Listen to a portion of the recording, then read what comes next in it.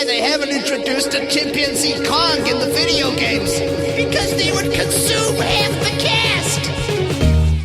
Hello, and welcome to the Kongversation. I'm Hyle Russell. And I'm Jeff Onan. Hyle? Yeah.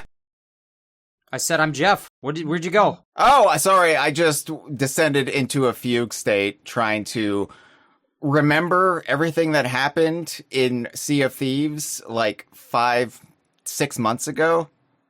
You have to warn me if you're going to do scary bits. I don't warn you about mine, but... Yeah, I mean, like, the entirety of Season 13 of the Kongversation, the entirety of last year, you were all about the scary bits. You came into the podcast saying, I'm going to spook Hyle. I'm going to make my friend scared of his own shadow. That was your whole deal last season.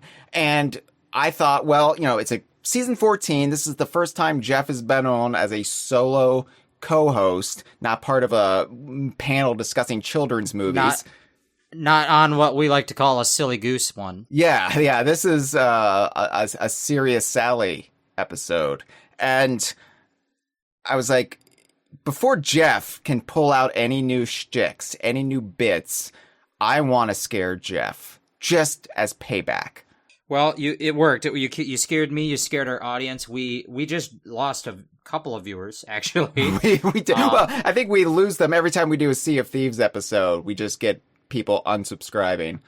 Yeah, but we do have a live stream for our $5 and up patrons on patreon.com/DKVine or DKVine.com/Patreon. If you want to listen to this live, it's great so far, right? This is good podcasting. We have in the chat March Rose 2011 and hundreds of others. No. Can't name them all. 2011 was how many other people are in the live stream? 2011 live streamers, and it's early. That early. Number will grow. Early days, yeah. They're gonna start posting about us. They're like, it's on. Yeah, people will be running down the street. Old men will be waking up and shouting to little street children, "Excuse me, little boy, what day is today?" And they'll shout back, "It's the Kongversation Sea of Thieves Season 18 recording day." And then he'll say, "Then I haven't missed it." And then he'll buy a big turkey or something for his employee. It's a cooked goose. It's a cooked goose? So he'll cook. You can cook geese, as it turns out. That's wild. Which is sort of like an old time Dickensian version of a podcast. Mm-hmm. It's what we're going to do today. So speaking of Blue Sky, DK Vine's on there. I like how you're trying to take charge of my usual due diligence nonsense. You were doing bits. Hyle starts doing bits, and I get scared. I'm like, who's going to be the dad? I'm usually the uncle. Okay, look. Let me just say, it's a Sea of Thieves episode, and I understand. This is the Kongversation Season 14. Maybe people could tolerate Sea of Thieves episodes back in Season 6, back when this shit was new. But in the post-Donkey Kong Bonanza world, who really has the patience for us to discuss Sea of Thieves, especially now that it's nearing its 20th season and doing God knows what with the structure of the game? Who's really going to sit through that? And I'm saying, don't worry, everyone. This is a bonus episode. We're doing 2 episodes this week just to get Sea of Thieves done because I'm committed. I am not just here for the haha good times. Silly goose episodes, as you said. I'm cooking the goose like Bob Cratchit when Scrooge has it delivered anonymously. I'm cooking that goose, and that is what these Sea of Thieves episodes are. They are rigorous academic studies of an ongoing rare game, and I'm sorry. I'm sorry to the Nintendo kids out there who don't care about this because there's no furry little gorillas running amok. I'm sorry, but we have to do it. But to make it easier on your delicate little constitutions, we're doing these as bonus episodes this year. I started experimenting with it in the past, but I'm really committing now. Every time we have to discuss Sea of Thieves, and we've put this one off several weeks. I didn't want to front load the season with Sea of Thieves Season 18 because I would scare the straights off. Jeff. I would scare the normies off. And I thought, we'll save it when we're good and well established into Season 14. And it's going to be a bonus episode. It's not going to disrupt your usual Donkey Kong chat. Oh, we got to take calls about the Super Mario Galaxy movie. Well, don't worry. We still did that. And now we're discussing Sea of Thieves. It's okay. Yeah, and for the record, you make it sound like a bad, like this is a chore. This is easy for me. No, it's easy for me too. This is so easy, and I like Sea of Thieves. I just like to make my job sound more difficult and stressful than it is. I'm a Donkey Kong journalist, and really, the job is in quotation marks. Yeah, it's one big jerk off. Day in, day out, all night long. So if I can make it sound like I'm constantly on the verge of collapsing on my fainting couch, then I feel good about myself. I feel like I can sleep at night. Well, and before we get into Sea of Thieves, which is a game that is known for its seasonal structure and time-limited events, we on the Kongversation are launching into a time-limited event, which is called Jeff Month. Because wait, what? Hold on. Because you scheduled me to be on like every damn episode. You got me on the Silly Goose one that we did about Mario Galaxy the movie, and now here we are talking about Sea of Thieves season 18. And spoiler teasers, there's going to be up to 2 more Jeff appearances coming up on the Kongversation podcast. So fans of Jeff, which there are many, I think, stay tuned. The rest of you, please feel free to unsubscribe from the Patreon and tell them why. In the feedback, you can tell them too much Jeff. Jeff, in the music industry, we call this a residency. And I say we because I am a high-rolling music producer. And you are basically like Wayne Newton playing in Vegas for the next month, except your stage is the Kongversation. So he's the bad guy on Seinfeld. What's he have to do with it? Speaking of, he's also the bad guy from Jurassic Park, and we like that. Yeah, I think it's isn't that the sequel to Batman Begins? Oh wait, no, anyway, the different night. Courtney, Jesus. Courtney is in the chat, and hundreds, 2,000 others. 2010 more, yeah. 2010 others. Just Andre, we're all hanging out. Something about coming. Come on, keep it clean in the chat. We don't want to have to get the moderators involved. That's true. I will text Gibbon. I will text Gibbon a text message and get you out of here. Well, just to put some context here, Hyle, for your sake and the audience, I had throat surgery 2 days ago. Oh, right, because of your tiny throat. Yeah, and boy, are my arms tired. So, my throat, I think, sounds fine. It doesn't feel fine. It sounds normal. Sounds fine. But now I can actually, the nickname I gave you was Jeff Big Gulp Onan, and now we can actually back that up with science. It's because I went for the annual Slurpee Day at 7-Eleven every year, and I brought a whole trash can. But so I had that, and then so that was 2 days ago, and then yesterday, 3 days. I don't know what day it is anymore. The day after that, I totaled my car because a girl ran through a stop sign and smashed into my car. What? And yeah, right. You hit that a happened. girl. So no. She hit me. In another car. A girl in a car. Oh, thank God. Ran. She smashed. Okay, a human body doesn't smash into my car. With enough force, it does. No. Okay. I would have let it off differently. You're imagining a crazy thing. So listen, she smashes my car with her Jeep SUV, and the airbag punched me in the side of the head. Hold on, I'm going somewhere with this because it was a lot like getting hit by a boxing glove, like Chaos the Robot on Donkey Kong Country 3. See, we tie it all back on this podcast. Took the words out of my mouth.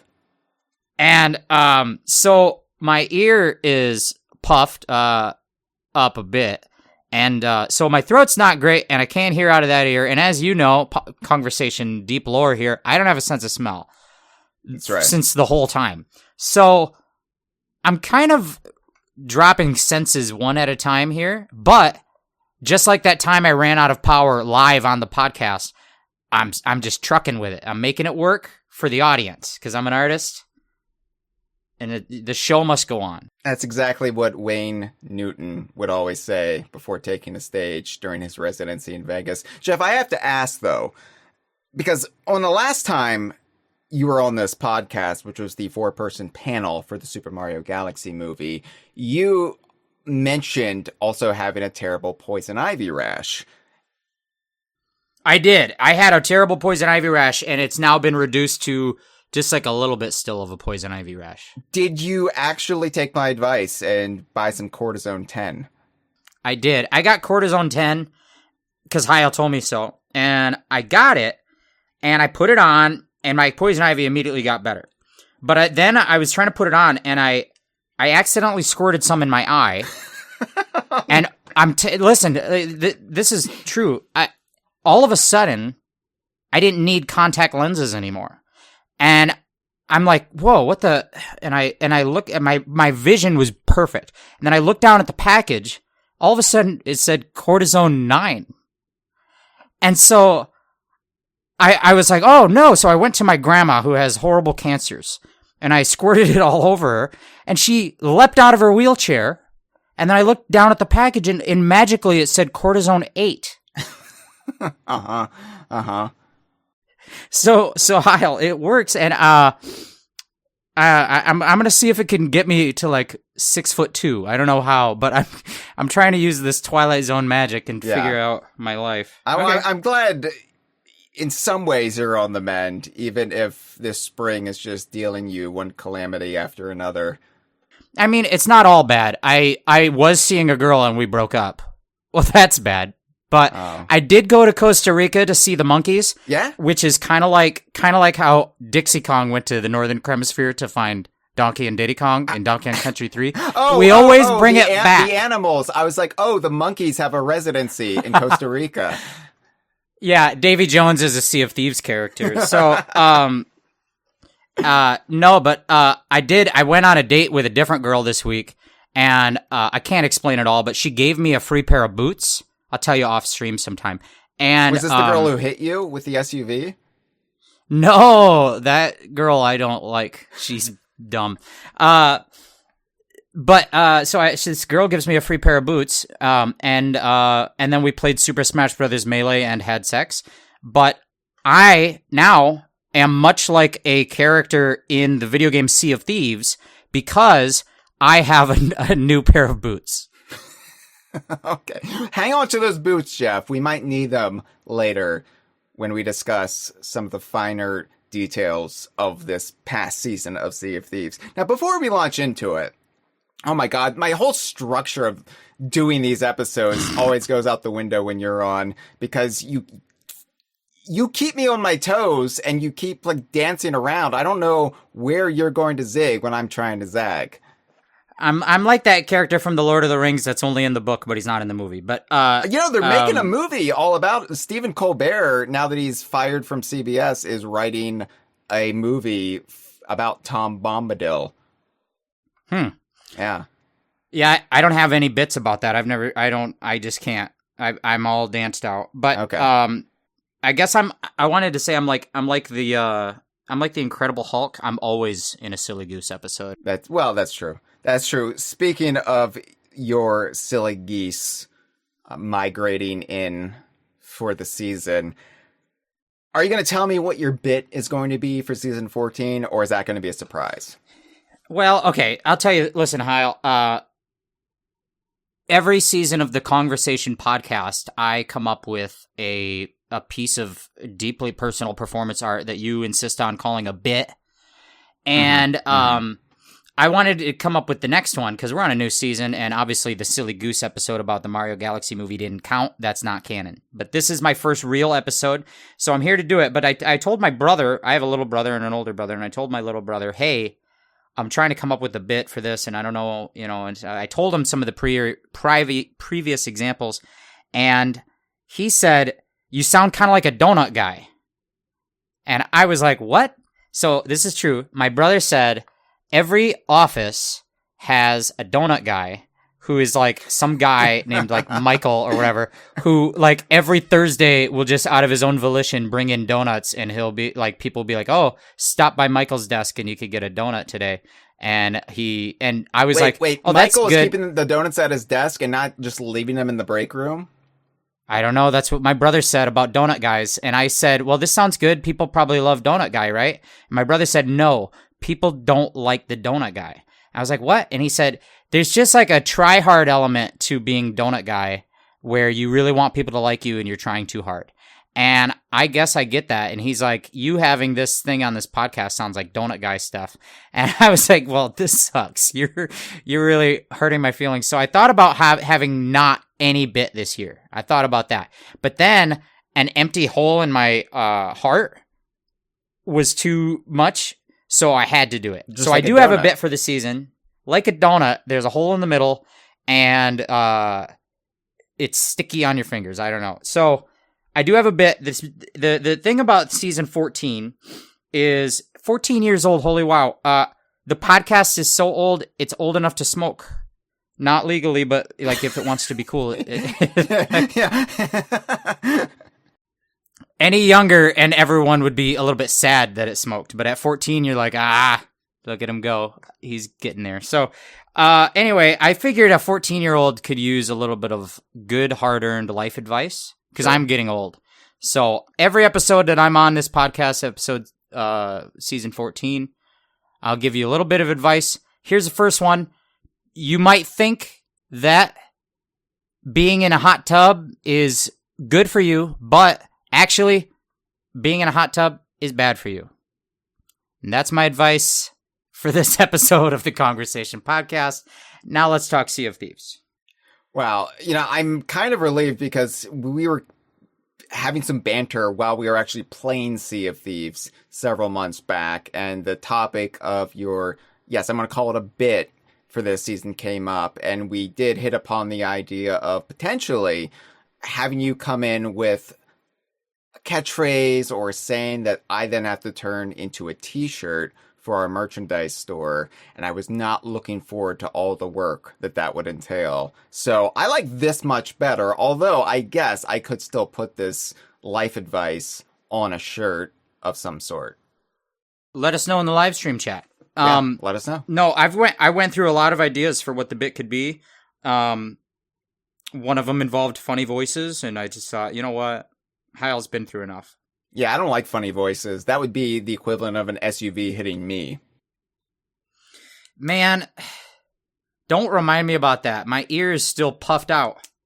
Oh, I'm sorry. Sorry. At least your throat is nice and clear. Well, yeah. They were punching it through like a chaos punch glove. Mm-hmm. Let's talk about Sea of Thieves. All right. Season 18. You don't even need to chew the donuts now. You can just swallow them whole like Homer Simpson. Actually, they first thought that my problems might be acid reflux, and I told them I don't think that it is. I'm pretty sure that I have some sort of bad allergies. And they're like, yeah, but you should be on acid reflux medication just in case. So we did that for 2 months. And then they went and throat surgery'd me again. And they're like, well, it's not getting better. You might have allergies. And I was like, well, motherfucker, that's what I thought. Thanks for taking me $1,500 each time I see you. They think I'll probably be allergic to dairies. We'll find out. I don't know. I have to get the pathology report from the doctor. So Jeff, you can follow my lifestyle where I eschew all dairy and animal products for that matter. Tree semen is what I consume. I wasn't all the issues that I'm having. It was not depressing me, but all of a sudden, for some reason, Sea of Thieves season 18 though. Yeah, I would not call depressing. I would call it a video game. Yeah, so it's weird because the first Sea of Thieves episode, depending on when we do it, it can be wildly out of date because, Sea of Thieves generally rolls in new seasons every 3 months or so, although they can be dramatically delayed. And so this season has been over for several weeks. And when reflecting on it, when thinking back, and generally you do the show notes for the Sea of Thieves episodes, but because you were having a time of it this week, I did go ahead and do the bulk of it this morning. And one of the things I discovered about doing this was at the current time, which is Sea of Thieves Season 19, Act 2, I am in a very depressing state with the game. And I was thinking, I don't really want to do this. But then, thinking back to it, no, Season 18 was actually fairly solid. And it's only recently that my mood is soured. So, yeah, nothing but good vibes here right now, today. Hyle's favorite number is 18. Hey now. This is what dreams are made of. All right, you're gonna make me out to be some sort of creep here. I mean, I'm the one hitting girls or getting hit by girls. I'm not sure. Something to do with getting my throat enlarged. It's like the other DK Vine YouTube channel, Hitting Cute Girls with Jeff Onan. You just run them over. That's a deep cut. A deep cut. We have a lot of new listeners since Donkey Kong Bonanza is a game, and they're so confused right now. That's true. Actually, we probably should have told them Sea of Thieves is a Donkey Kong spinoff. Did you know it? It is a Donkey Kong spinoff, like, several times over. You have to go through several different permutations of what's considered a spinoff to get there. But get there, nonetheless. There were snowmads in this season, believe it or not. Yeah. Okay, Banjo-Kazooie was in Diddy Kong Racing. Diddy Kong was in Donkey Kong Country. In the Banjo-Kazooie games... Banjo-Kazooie is the character's name. And then in the Banjo-Kazooie games, Captain Black Eye was there, and he is in Sea of Thieves. Also, Treasure Trove Cove is a location, and references to On Guard the Swordfish and Set Forth and so forth and what have you. So, Season 19, which we won't discuss, but it did introduce one really good thing. Hyle hates them once they turn 19. A Jinjo emote, and you can actually hear the Jinjo say "help" from your pirate's throat. So do you have a Jinjo living inside of you? It raises all sorts of interesting questions. That's just my regular voice saying "help." Yeah, they had to enlarge your throat to get the Jinjo in there. Oh no, it's a Minjo. This is Banjo-Kazooie stuff. Yeah. So season 18 of Sea of Thieves had a subtitle. It was called Return to the Devil's Roar. Yeah. So I also liked the logo for this season, which just appeared on marketing materials, but it was very almost evocative of like pulp, like serials and stories from olden days. And like, I think Sea of Thieves is at its best when it gets back to that kind of Indiana Jones and Goonies era of Spielberg film. And, of course, Indiana Jones is just riffing off of the serials from the 30s and the pulp fiction of that era. So, yeah, I like the way this whole season was presented. Yeah. So what was it about? Basically, the entire season was, I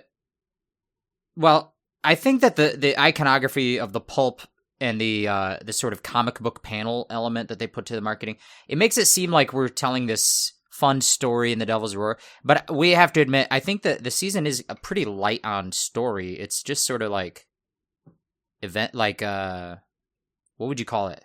It's just like gameplay activities to do, but not much of a through story. There is a little bit of cause and effect going on, more than we've seen in recent years, but they still haven't got back to that feeling. They haven't got back to that feeling that Adventures had, or before that, with like ongoing monthly storytelling in the game, where it felt like the game had a ongoing arc, and we still have not got back to that. And I don't think we will. I don't think we will at this point. Looking at what they not like Adventures, nothing like Adventures, but I still hope that storytelling, at least in some high level season over season way, could return, but I don't know. Listen, it didn't happen here, but what did they do? They did have new gameplay activities centered around the Devil's Roar. Yeah.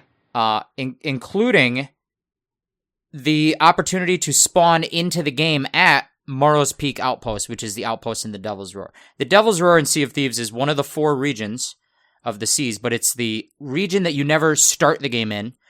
It is the hard volcanic tumultuous region that you have to choose to sail to.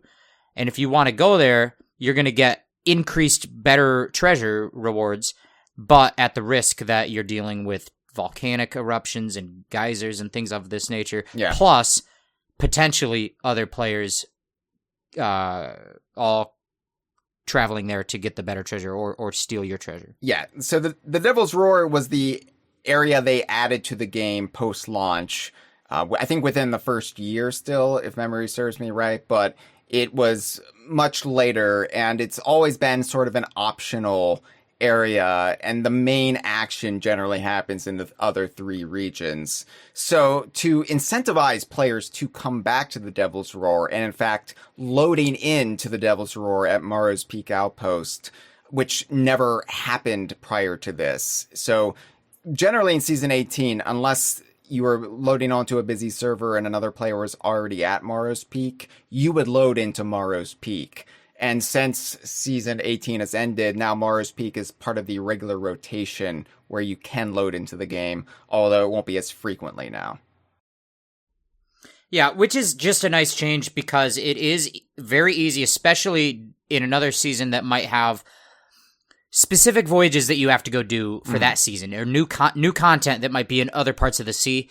It is easy to just forget about the Devil's Roar and not go there because you have to go out of your way to go there. Yeah. Whereas now, getting you to spawn there and start your session there, and then having new features that we're going to talk about going on there, this was a really refreshing thing because that hasn't been a regular thing we've done since the Devil's Roar launched in 2018, the tail end of 2018. Yeah, I think that Sea of Thieves has sometimes been bad at juggling all of the things they introduce and making the most use of the real estate in the game. And so this whole season, the whole idea behind it, it was very welcomed by me because too often I'm like, oh yeah, I haven't been in the Devil's Roar in months of playing this game. And so even though it did get repetitive at times and for reasons that I don't think were actually planned at the outset, I basically enjoyed this season from start to finish, minus some slog in the middle. So, yeah, it was a good choice. And they also turned down the geysers and other geothermal activity in the Devil's Roar, so that way it wouldn't be so aggravating when you're trying to do something and the geysers just shoot up and launch you into the sky and then kill you, which is too often the case when you're exploring the islands. Well, I think, the Devil's Roar is always supposed to be a quote-unquote hard mode region. Yeah. And it was never really balanced great because a lot of the times the thing that made it hard was if the volcano is erupting at the island I want to go to, I just have to drive away and wait. And that's not hard. That's just time like I have to wait out the danger and then come back. And that's not hard. That's just annoying. And then the geysers can go off. I think that's a cool feature. But if, for example, if you're trying to do a gold hoarder's voyage and dig up a chest, and then you keep trying to dig and you keep getting launched by a geyser that's right where your treasure chest is, that's annoying. So maybe they should get a little smarter with targeting. If I have to be at a specific island, maybe it shouldn't be erupting every time I want to go there. And then if I want to do a gold hoarder dig, maybe the geysers should be turned down for a couple minutes while I'm doing that. Mm-hmm. I don't know. But if you're going to take brand new players and forcibly drop them in the Devil's Roar, which is the first time they've done that, it makes sense to turn down some of the activity. Yeah. By the way, British people call them geezers. Yeah. Do you know? I do know that, and I always get confused because when we talk about geezers here on the conversation, it's generally Cranky Kong or his dead wife, Wrinkly. Right. Yeah, they're talking about geezers, and yeah. I'm talking about geezers erupting, then I'm just thinking about the all-night jerk-off sessions. Right, like Wayne Newton, like you said. Right. So we're going to be in the Devil's Roar, but what are we doing? As with previous recent seasons, Season 18 follows a 3-act structure. And you'll have heard us talk about that on a past couple episodes that we talked about Seasons 17, 16. 15, and so forth and so on. I think those are it. I think it's just like the last like 3 or 4. But point being that the act structure, what it did was it took that sort of 3 months that they planned the season, and over those 3 months, they're going to have like a monthly update where they update the Pirate Emporium, and they're going to tweak and hotfix things about the game and balance things. But also, instead of having all of the main marketable features of the season dropping all at once at the start, they kind of planned it out that they're going to space those features out, and every month will have one main thing introduced to the game. Yeah. And that might include a time-limited function, an event to do, but it is all of them, all of Act 1, Act 2, and Act 3 will have time-limited deeds that are just sort of like little task list that says, engage with these new features during the season,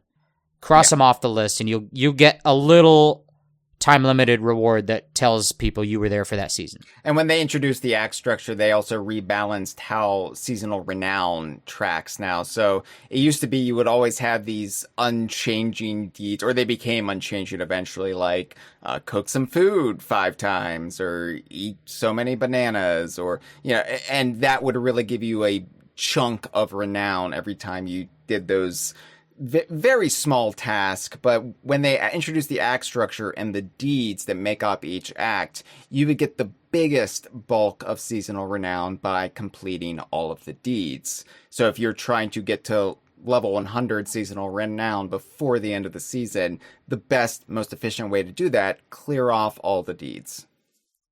Right. And those deeds would be things basically just telling you, we just put in a new feature to the game. Go engage with that feature. Activate that event. Collect that treasure from that event. Sell it. Defeat that boss. Whatever. Do it for every company. Whatever. Read the journals that we put at each of the spots. And I have complimented this structure on past episodes. I've said that the act structure has been a good thing for the game, and that the deeds have mostly been balanced, telling you if you just went in for one session each month and tried to do the feature that was the focus of that month for 3 hours, you probably could get all the deeds done, or most of them, and that was mostly true. We'll talk about it as we go, whether we think that's still balanced and how we like the deeds, but we'll go through the season act by act here, and I think the first one is called Act 1. Yeah, that's usually how they go, unless you have an Act 0 as a prelude. But no, we got Act 1. It was called Sanctuaries of the Banished because it introduced the Sanctuaries of the Banished. Oh, okay. They spent a long time trying to think what to title that act. But yeah, this was the introductory feature of the season, where large islands across the Sea of Thieves, not even just in the Devil's Roar, just across the entirety of the map, they may now have these like newly excavated ancient sarcophagi, and you can just find this like stone casket that's glowing faintly of purple, and you're like, ooh, what's that? Ooh, that's new. And so I think you have to like light the torches on it to do the summoning ritual, which will then unleash sort of an on-demand mini boss fight. It's called the Eternal Guard. Yeah, so the Eternal Guard, these are randomly occurring. There's no way to force this to trigger, and it won't be in the same spot every time. But you basically, it's like when you find message in a bottle washed up on a beach, but instead it's an entire sarcophagus that came out of the earth. Sort of like a Banandium gem. Exactly like a Banandium gem from Donkey Kong Bonanza. We're all thinking root it. up. Yeah. We're all thinking it. So Eternal Guard are new ancient boss fights that you can randomly encounter here, and listen, unlike previous ones, these ones are purple. They are purple. Everything about this, talking about the Banished elements in the game, they're all purple, like Prince. Remember Prince? Remember Prince? Remember Jimi Hendrix? Yeah, he had the purple haze. Prince had the purple rain. Yeah. Those are our two things. We just love old music, but we also there's love... There's probably a third thing as well. Rule of threes. And I felt like I was on the spot to think of a great iconic music legend that also had a song about the color purple, and I couldn't do it. Yeah. I was like, the Goodbye Yellow Brick Road. Wait, no, that's yellow. It's idiot. Wayne Newton probably sang about purple once in Vegas. Maybe. I didn't go. I didn't see any of his shows. Tie a yellow ribbon around the old oak tree. Wait, no, that's yellow again. Oh. Damn it. So these guys, these Eternal Guard, what are they? Like in the lore of it, what are they? They're ancient guardians that are they living guys, or are they like golems? Like, are they a constructed warrior? I don't know what they are. They are actually, I believe, formerly living ancients in the Sea of Thieves. And, the ancients loom large over the mythology of the Sea of Thieves. It's the civilization that existed within this kind of pocket dimension, this realm called the Sea of Thieves, before any of the pirates started using it as their personal playground. And these are like deceased ancient warriors who can phase into the realm of the living and manifest in the mortal plane to attack the pirates. However, when they, similar to the Phantoms, when they sort of make themselves more solid in order to delve out punishment and pain, they can also be made vulnerable then to your attacks. So it's basically just one long boss fight, but the Eternal Guards are fairly difficult for what they are. They heave spears at you, like hunting spears. They use poison, like a snake. And they also, with their blow darts, huff explosive fuses that attach to you and then blow up, and little minor explosions, although you can put those out with dousing yourself with water, either from a bucket or diving into a pond or the ocean.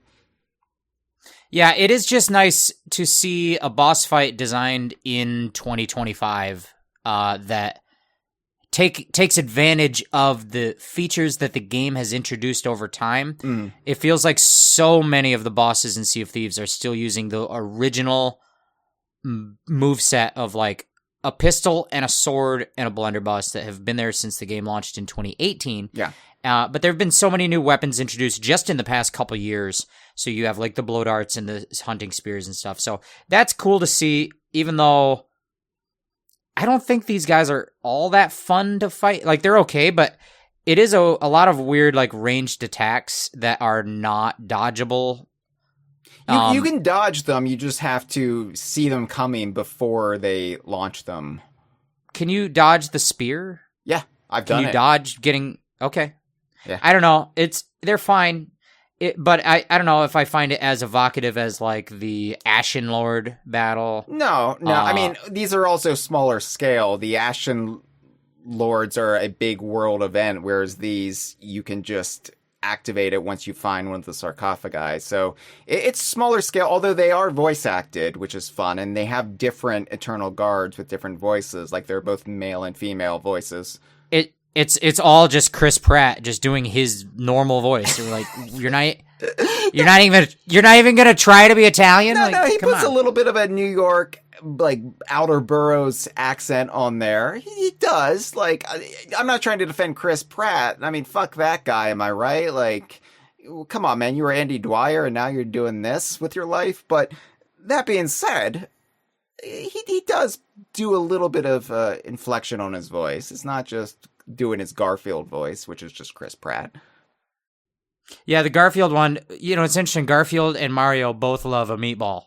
Isn't that crazy? Yeah, Isn't that they a do. Coincidence? They love lasagna, and they both hate normal for some reason. That's crazy and true.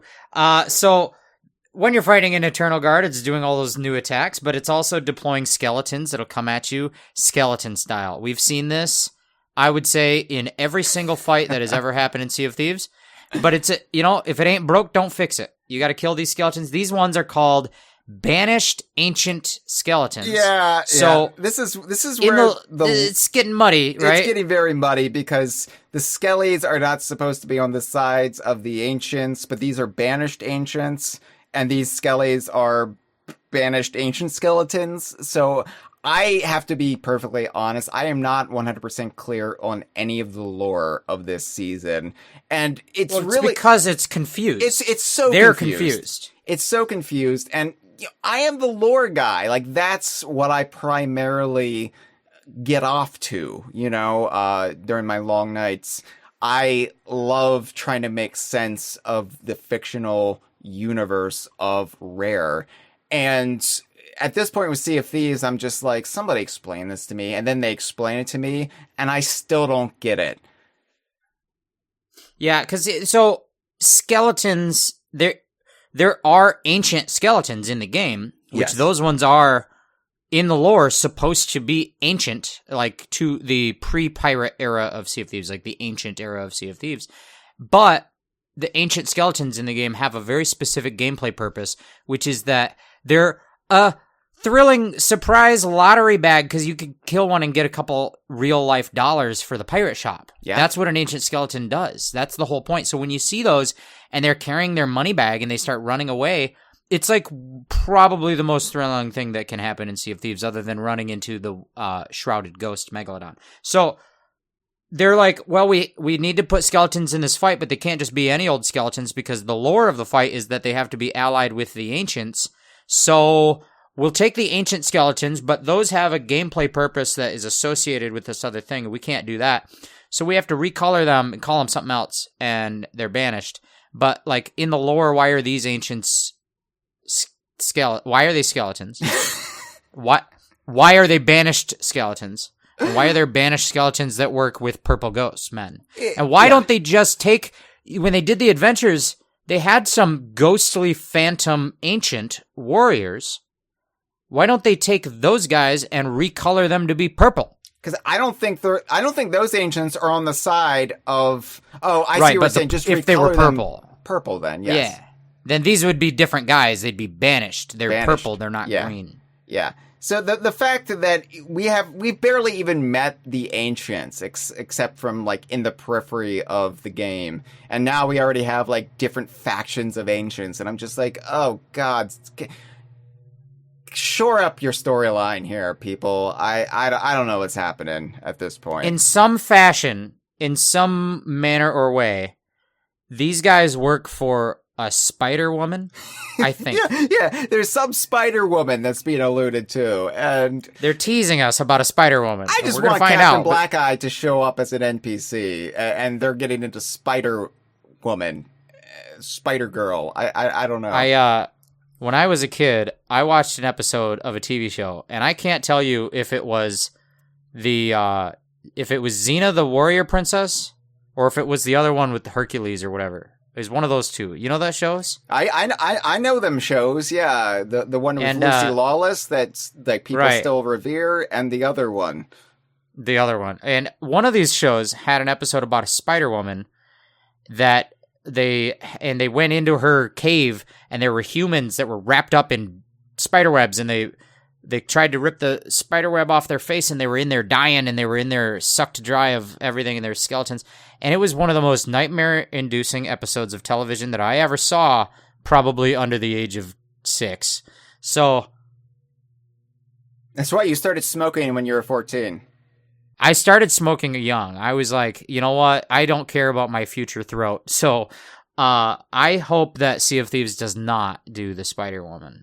It's scary. It is scary, but I thought the internal guards were relatively delightful. I thought that like the boss fights were, as you said, somewhat fresh with their attacks and their patterns, and also when you defeat them, they emit this large, highly damaging shockwave. So once they start, like, screaming in pain and yelling about how, you may have beaten them, but you you'll ultimately fail. You have to get as far away as possible because they will just kind of implode and then send out this huge damaging wave of energy or noise. But once they do that, they drop the Sanctuary of the Banished key, which unlocks one of 3 Sanctuaries of the Banished, which of course just we make fun of it from time to time here, but it's the standard Sea of Thieves naming convention, the blank of the blank. Yeah, the blank of the blank, and we'll get into that, but yeah, I have to say I did enjoy the boss fight, and the we joked about how it's purple, but can I just say entirely earnestly, we loved how everything was purple this season. I don't know why. It's just like a simple, like, okay, just that we don't see a lot of purple stuff all the time. So seeing purple boss fights with purple treasure, it was like, whoa. That's like the first time audiences have seen the Red Hulk. They're like, oh, there's a new bad guy on the Hulk, and he's not green. Look, he's red. Some of our favorite things in life are purple. Prince, Jimi Hendrix, a third thing, maybe? Any other third thing, potentially? And so, yeah, it was good. It was good. But you get this, what is it called again? A Sanctuary of the Banished key. Yeah. And you get to take that to one of the 3 new locations in the Devil's Roar, which are the Sanctuaries of the Banished. So these keys, they're basically triangular stones with a purple gem in the middle. And then you can go to one of 3 new Sanctuaries of the Banished, which are called the Sanctuary of the Veil, the Sanctuary of the Dark Widow, which is the spider lady we're alluding to, and the Sanctuary of the Unending Flame. Blank of the blank. They're really good with the thesaurus. They're really good because like they already in this season alone have used the word eternal and unending. Yeah. So I mean, they're getting their use out of that. Yeah, it's good. It was the best money they ever spent buying that thesaurus. That was with the Connect Sports money they made. They went out and bought a thesaurus, and then Connect Sports Season 2, they bought a rhyming dictionary. Oh, hell yeah. That's how they did the riddles, yeah. With other stuff going on in the season, there's the Sanctuaries, we should talk about what these exactly are. Yeah. It sounds like you're going into like an important like space, like a fort or a treasury or something. You're gonna have a battle, and I was actually really surprised the first time we went that there's nothing that's going to happen there. It's just a vault of treasure. Even the Gold Hoarder treasure vaults that are just called treasure vaults, they have a thing to do there. They have like a puzzle and an activity and a time limited thing. But really, the thing to do was just to fight that guy. We just fought him. We get the key, and now it's just go to the bank deposit vault and pick up your items. Yeah. But what's nice about it is they've added these little spots where you can go to these sanctuaries on 3 existing islands. So this is like a brand new location, but in Sea of Thieves, if they add a new location, they have to explain why it's there. And usually they'll just put like a shovel next to it, and you are like, oh, okay, they dug it up. But in this case, I really like this. They put decorative shrapnel from the, what are these called? Black powder kegs from the Smugglers League. Yeah. Are around these excavation sites, which that was the theme of last season of Sea of Thieves. Season 17 was about the Smugglers League bringing in these highly explosive barrels and other contraband into the Sea of Thieves. And then season 18, they're like, well, we've got this other new gameplay thing. How can we tie it into the lore of what's going on? Well, let's explain that the fact that smugglers brought in this black powder keg is how we were able to excavate these new ancient sites that previously were unseen. And it's the kind of little bullshit that ties things together. Like, it's clearly thought of after the fact. Like, they designed the gameplay first and then said, how do we tie this into something else that was going on in the game? And they found a way to do it, and they did it. They don't draw any attention to it, but you go to the Sanctuary and you see the little environmental storytelling of it. And I love that. Yeah, this is the type of, as you said, bullshit environmental storytelling that I actually really like, because it is a subtle touch. It's kind of nonsense when you think about it. Like, are you really saying that these kegs blew up so much that it just so happened to unearth these 3 sites in the Devil's Roar? Yes. That's exactly what happened, but it is cause and effect. It's taking something that happened last season and setting up why things are happening this season. And it's such a little thing, and it requires minimal effort, maybe a little more thought to come up with this, but just putting in the shards of black powder kegs there, and it just makes all the difference, because it makes the world, as it really felt in the early days of the game, it makes it feel like a living, breathing place where actions have consequences. Exactly. That's that type of month over month, season over season sort of storytelling, so to speak, where they're not just throwing gameplay at you without an explanation. And we will complain this season about how a lot of their lore is confused, and like, why is the ancient working with a skeleton? Who are they and why? I don't know. But they're not doing great at it. But there are the little touches, and so I would say we haven't seen that as much lately. Mm-hmm. So I got to call it out when I see it. It's good. But basically, this is just a little vault underground that you can open with that triangular key that you got off of the Eternal Guard that you defeated. And you open it up, and inside you're going to find treasure. And it's a bunch of new treasure types that are banished treasure, which is like normal treasure, but purple and expensive. Yeah. And obviously tied into new commendations and other things. So it's like encouraging you to engage with this new content, because you got to get like 100 of the banished ancient chest or whatever. I would say that, like, compared to the gold vaults, like that you have to get the treasure out of before the room seals and floods with water. I forget what they're called because there's so many blank of the blanks in Gold this game. Gold Hoarder treasure vaults. There's no clever name for it. Okay. It's just that. So compared to these, this is more like open and exposed, because these are small islands that the Sanctuaries of the Banished are on. So you don't have to do anything once you get there and unlock it, but you're also right there loading up the treasure. Like, anybody who's sailing by will see you. So there is kind of an element of, got to be quick, even if there are no environmental things working against us, like a locked door or flooding compartments. So there is that kind of impetus to hurry before anybody catches you doing this. And there is the fact that these Eternal Guard sarcophagi can happen anywhere in the game world, on those big islands. So that's something the game, I think, has been lacking a little bit, which is a feature you can find out in the regular regions that tells you to go to the Devil's Roar. Yeah. How often do we go around the session and finding random stuff and going on tangents sometimes? But it's so rare for any of our tangents to say, hey, if you want, stop what you're doing and go to the Devil's Roar. That seems like it never happens. So this is a welcome new feature. You can fight these Eternal Guard, get the key, and if you want, you can just sell the key and go on your day. But if you want to get a ton of good treasure, you have to sail to the Devil's Roar.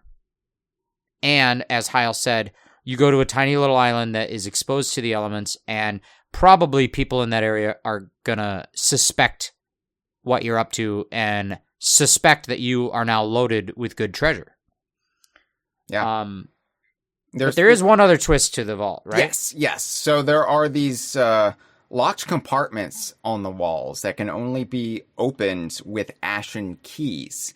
And ashen keys have been in the game a long, long time. Generally, they were just used for the ashen chest, which were tied to specific commendations ages ago that are still in the game, but basically you unlock the Ashen Chest and there's little trinkets in there and these tomes that you could then sell. And I think we both cleared them out long ago. We did all those, but Ashen Keys haven't really served much of a purpose since, but you can still get them from ashen skeletons on islands and forts, but also you can sometimes just fish them up if you're fishing without bait. It's some of the trash that can just be retrieved that way. And so now you have to think, if I'm going to do a Sanctuary of the Banished, do I want to bring any Ashen Keys along to get into those locked compartments? Right. And that, I think, is a great gameplay idea. You're taking an existing underused tool, which is the Ashen Key, and finding a new use for it. Yeah. Which is great, but it brings us back to the confused lore question, because what the fuck are Ashen Keys?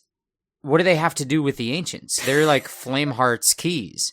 The Ashen Chests are tied to Flameheart's specific guys, and they're guarded by Flameheart guys. It's clear. It's not said, but it's clear if you just read between the lines that Flameheart based all of his locks on ancient designs, and so his Ashen Keys are basically just repurposed ancient mechanisms from centuries ago. I can buy that. Flameheart is, his chests are locking up tomes of ancient knowledge. So, and he's always looking for the orb of the ancients in his weird little ancient excavation sites.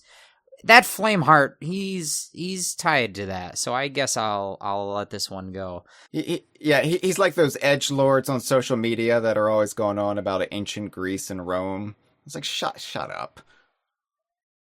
Yeah, what is that about? I don't know. I guess I'm not on social media. That's good. Yeah.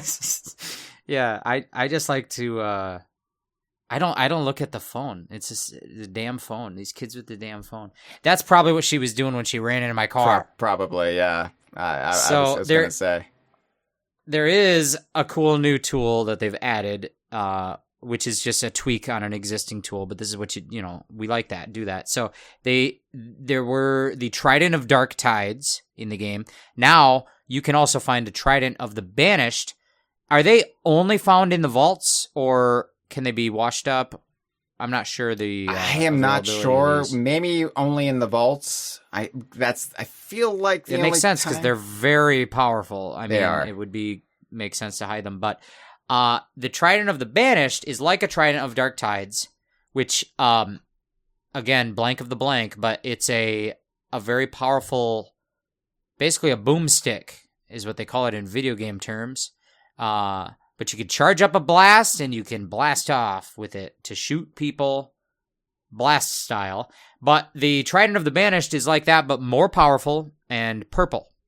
Yeah, and you're basically shooting out bubbles. But the biggest bubble, if you fully charge it and then launch the bubble, it will be absurdly slow going through the air, like comically slow motion. So anything you are actually firing at can easily evade it. However, it's slow, but extremely powerful. You can also explode this bubble from a distance using a bullet or a projectile of some sort. Maybe just another blast from the Trident. I don't know. But this is different because not only will it deal damage, but it'll also poison what you're firing. Yes. At. That's true.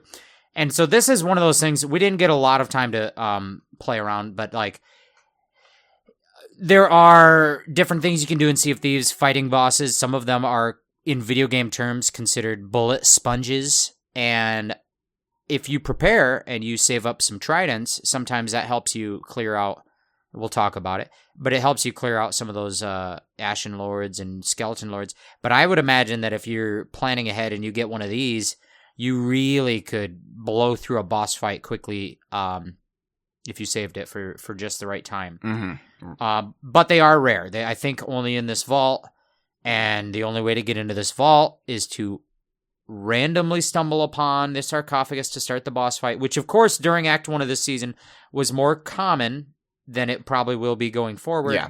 But also it was most common in the Devil's Roar of course, because we wanted to return to the Devil's Roar. That's the whole thing. That's the season thing.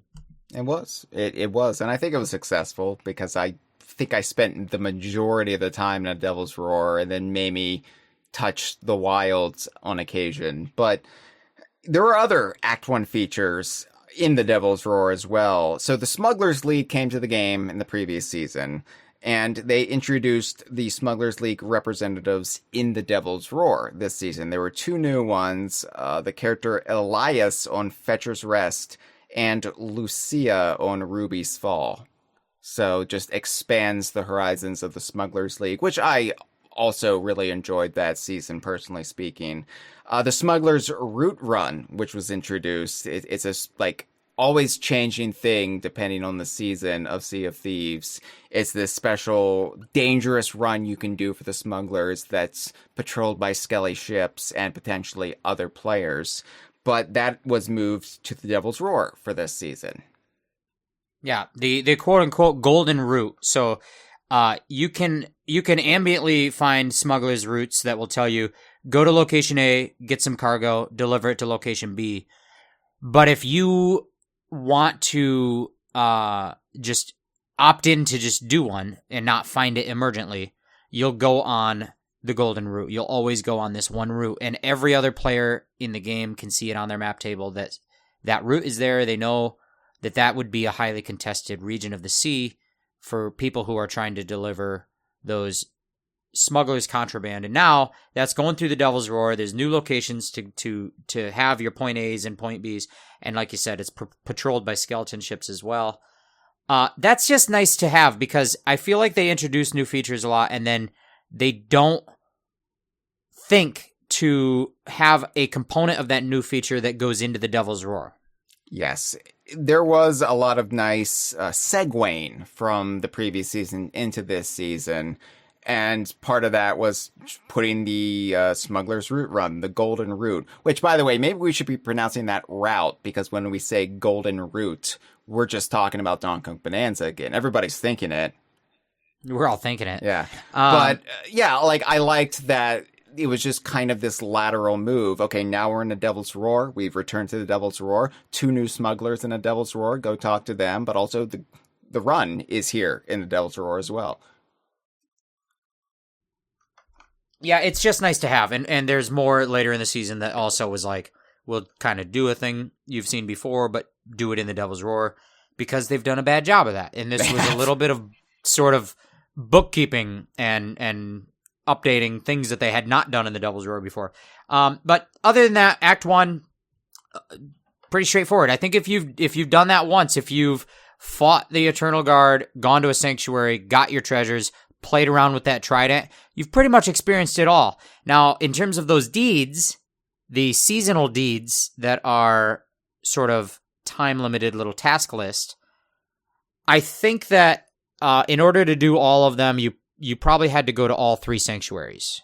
And so it's basically saying, if you want to complete all the deeds for the season and say that, get all the renown, and that, by the way, went through all 3 acts of the season. They were introduced in Act 1, but you had all 3 acts of time to get those deeds done. But basically saying, if you fought an Eternal Guard 3 times, went to all 3 different sanctuaries, and did a few other things like use that trident to kill some specific targets, sell some of those specific treasures.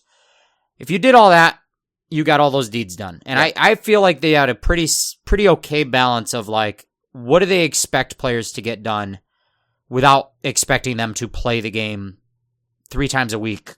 Yeah, generally, months, I mean? My philosophy, and maybe this is biased because generally I only play once a week when we do our Sunday streams. Sometimes I'll jump on. This season I had to jump on a few times additionally, but my thinking is, if it's balanced, so if you play maybe once a week and you can do everything in the season, then they struck the right chord. They were able to not make it too imposing or time constraining.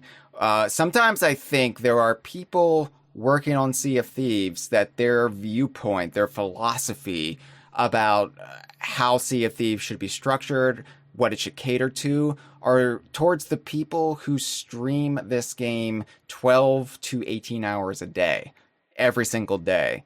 And I don't like it when the game feels like it's tailored to those freaks, those sweat lords.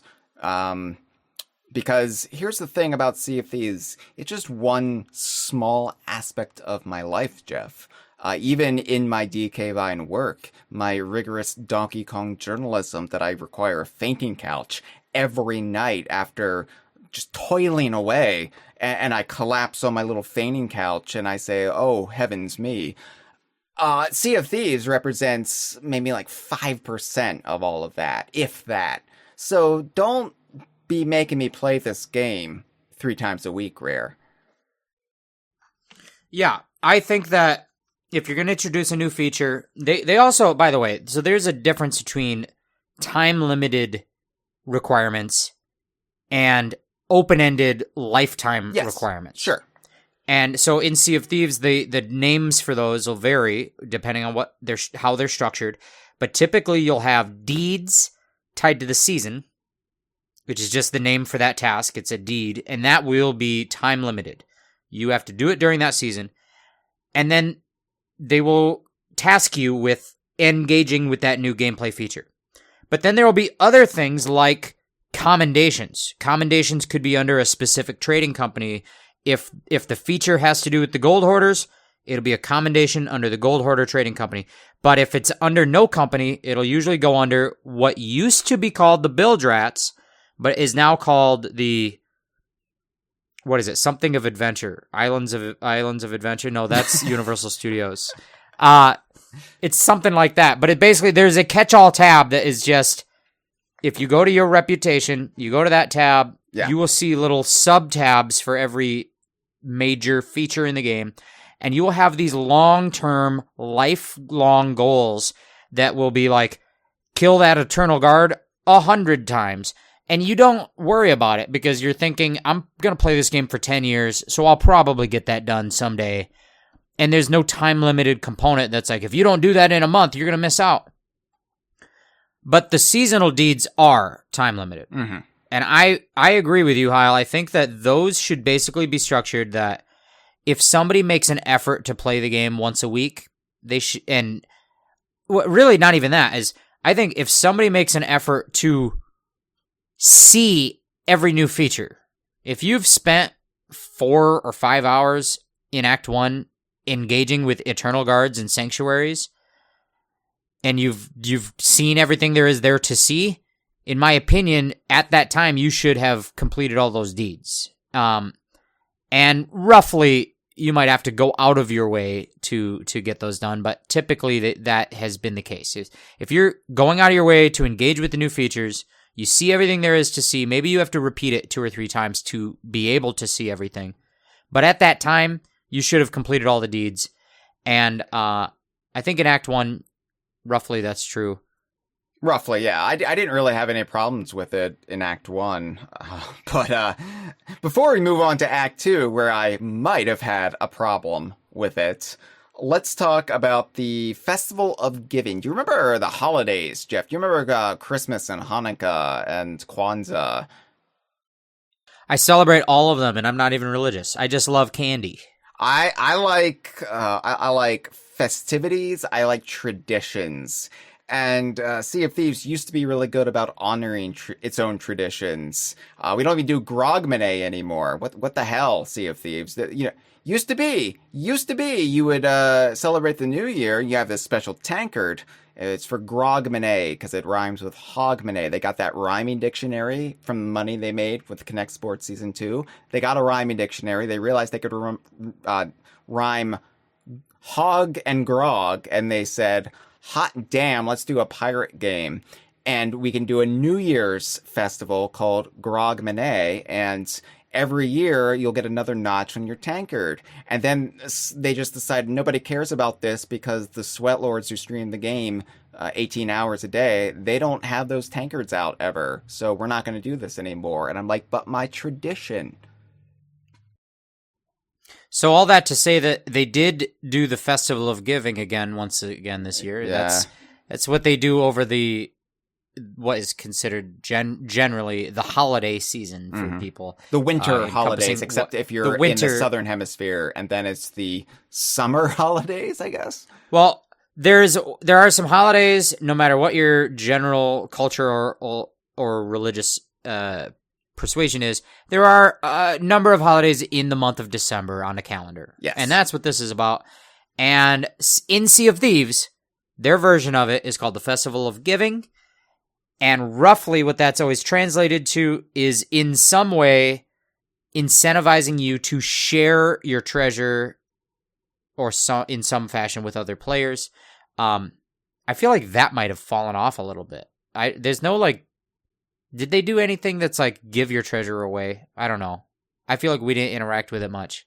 No, there was a special emote that they gave you where you could pantomime doing that, and then you would give an obsidian grapple gun to another player, and then they could do it to you, so you would have the obsidian grapple gun. Anyone who was a pirate legend, which in Sea of Thieves is being a pirate legend, is sort of hitting quote unquote max level, but it's not max level. There's way more after that. But you probably have to spend around 50 hours in the game to get to pirate legend. So I think overall, in terms of how many people have dabbled in the game, pirate legends only make up maybe 5% of the players. But in terms of total hours played, the people who are playing, a lot of them are pirate legends. Yeah. Anyways, if you're a pirate legend, you could have this special emote, and they were you need to go find a stranger and do this emote to them. And your pirate would be like, hey, we're friends, I'll give you a gift. And then they would get a cosmetic item in their inventory. And it had to come from a pirate legend, I think. Yes, but it didn't have to be a stranger. Cool. It could be the people on your crew. Well, that I think is dumber. But remember the Festival of Giving, and I will never forget the Festival of Giving, Jeff, where we abducted a child on the seas. We kidnapped that kid. We kidnapped that kid. Great. Well, he was smoking, and we were like, tisk, tisk, young man. Yeah. And let's he smashed into my car. So we abducted him, but because we wanted to shower him with gifts. Yeah, we gave him all of our treasure, and he didn't know what to do with it. So we physically stole his vehicle He shouldn't have been driving. He was a kid. Yeah, we delivered him to the Santa hole where you're supposed to take your gifts. Yeah. And we're like, listen, we're trying to give you gifts. Take them here. We forcibly took him there, but also his ship blew up on the way. He sailed right into some gunpowder that happened to be there. Well, anyway, that element has dropped off a bit, I think. But you know what's interesting? You mentioned that you could just do this emote to members of your own crew. And it makes me want to step back in the conversation to us talking about commendation and deed balancing, because I have a note written down here. Some of those deeds and commendations, they have this little thing. It might not mean a lot to listeners that are just here for Donkey Kong Bonanza. Sorry that we've been talking about this for an hour. We mentioned the route. We mentioned the golden route. The golden route. So, but this means a lot to players of Sea of Thieves. Some of the commendations that you had to do would activate for your whole crew. Oh, yeah. Oh, yeah. Now, this is a big thing for me. I don't know if other people are talking about this, but there are commendations in the game that require you to do something. And when you do it, everyone in your crew gets credit, which oftentimes makes sense because it's like if you deal the killing blow on a Megalodon, everyone in the crew should get credit because we all were dealing damage to the Megalodon along the way, and somebody got the killing blow. You know what I mean? Like, yeah, it should count. It should count for everybody. But once in a while, they do these little things that are like, use the super rare Wraith Ball and hit another ship, but it doesn't count for the whole crew. It only counts for the pirate that fired that shot. Yeah. But the crew is sharing that inventory of shots, and there's only you only get 3 of them. So what? I don't like that. I don't like it either. But I wrote down in my notes, very pleasantly surprised with the balancing of some of them. I didn't write down anything specific, but no, I remember you talking about this though. I remember you being like in awe. You were marveling at that, like they were this generous with it. Because, yeah, there are still commendations from years ago that I haven't finished or completed because either the threshold is so ridiculous, like do this 500 times or 1,000 times, all told, or it's so specific and it is, like, limited to the player and not the crew. And so, generally speaking, in our usual crew, Cameron always gets to it first. She's... Because we all fall into a role in the team. We're all part of a team, and we all know what our role is. And typically that means I have to steer the ship, and like Hyle will often do most of the repairing and bailing sometimes. Cameron will be a proactive goer-doer. And for that reason, Cameron gets all the credit. Just because Cameron does everything, and we're just there to make Cameron look good. We're keeping the lights on, you know what I mean? Like, we're all part of the company team. HR doesn't produce, the HR department doesn't produce product. They don't generate income for the company, but they matter to the machine. The accountants matter to the machine. And I am HR. Yeah. Sorry. I was about to get excited in my throat. Oh no, your fragile, surgically repaired throat. I can't swallow every time I want to. That's the problem. ridiculous. Is you were going around the office taking note of what everybody does, and you saw the donuts on Michael's desk, and you couldn't help yourself.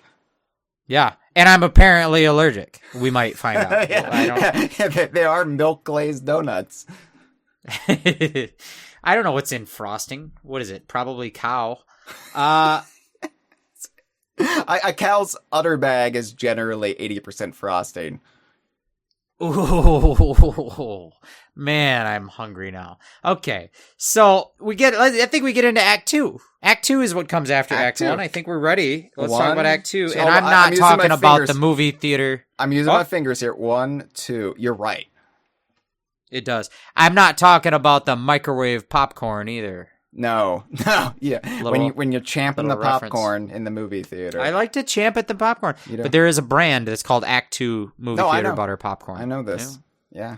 Our overseas listeners might not know.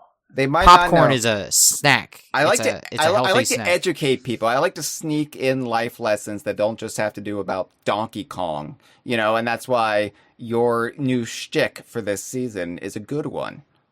Yeah, hot tubs aren't good for you. Hot tubs aren't good for you. So, Act 2 of the season was about Molten Sands Fortress. And this is something that they've been doing, I think they had kind of advertised they wanted to do, was in the 3-act structure, the second act would be just a bespoke, time-limited world event thing that would only be around for Act 2 and then go away. Which is different than the stuff they added in Act 1 and Act 3. Those things are permanent additions. The Act 2 thing was more of we're going to tweak some event for a limited time and drive player activity through the use of FOMO. A lot of people don't like this, but I think that there's a place for it in Sea of Thieves if it's done right. So let's talk about it. Yeah, this is almost spiritually the same as Adventures and the big events of yore. Although this, of course, is scaled back dramatically, and it's usually utilizing a pre-existing element and just doing something new with it for a limited period of time. So while the entire season, Act 1, Act 2, and Act 3, it's all, of course, time limited to the season, Act 2 is even more time limited within the season. You only have sometimes a couple of weeks. In this case, only on the occasion they're doing these specific weekend events. But yeah, Act 2 was Molten Sands Fortress, which is the most eastward skeleton fort in the game, the skeleton fort in the Devil's Roar, and you hardly ever get to visit it. Yes. I mean, I think they probably did a bad job of placing it because it is the most secluded corner of the map. So even when it does pop up, it feels like every time we've wanted to go to that fort, you would have to go so far out of your way that half the time it would despawn by the time you got there, or another crew would have finished it. And maybe it should have been more in the middle of the map, like on the edge of the Devil's Roar, where it meets the edge of the Wilds and the edge of the Ancient Isles. Maybe like right in that three-way corner, you could have thrown it there.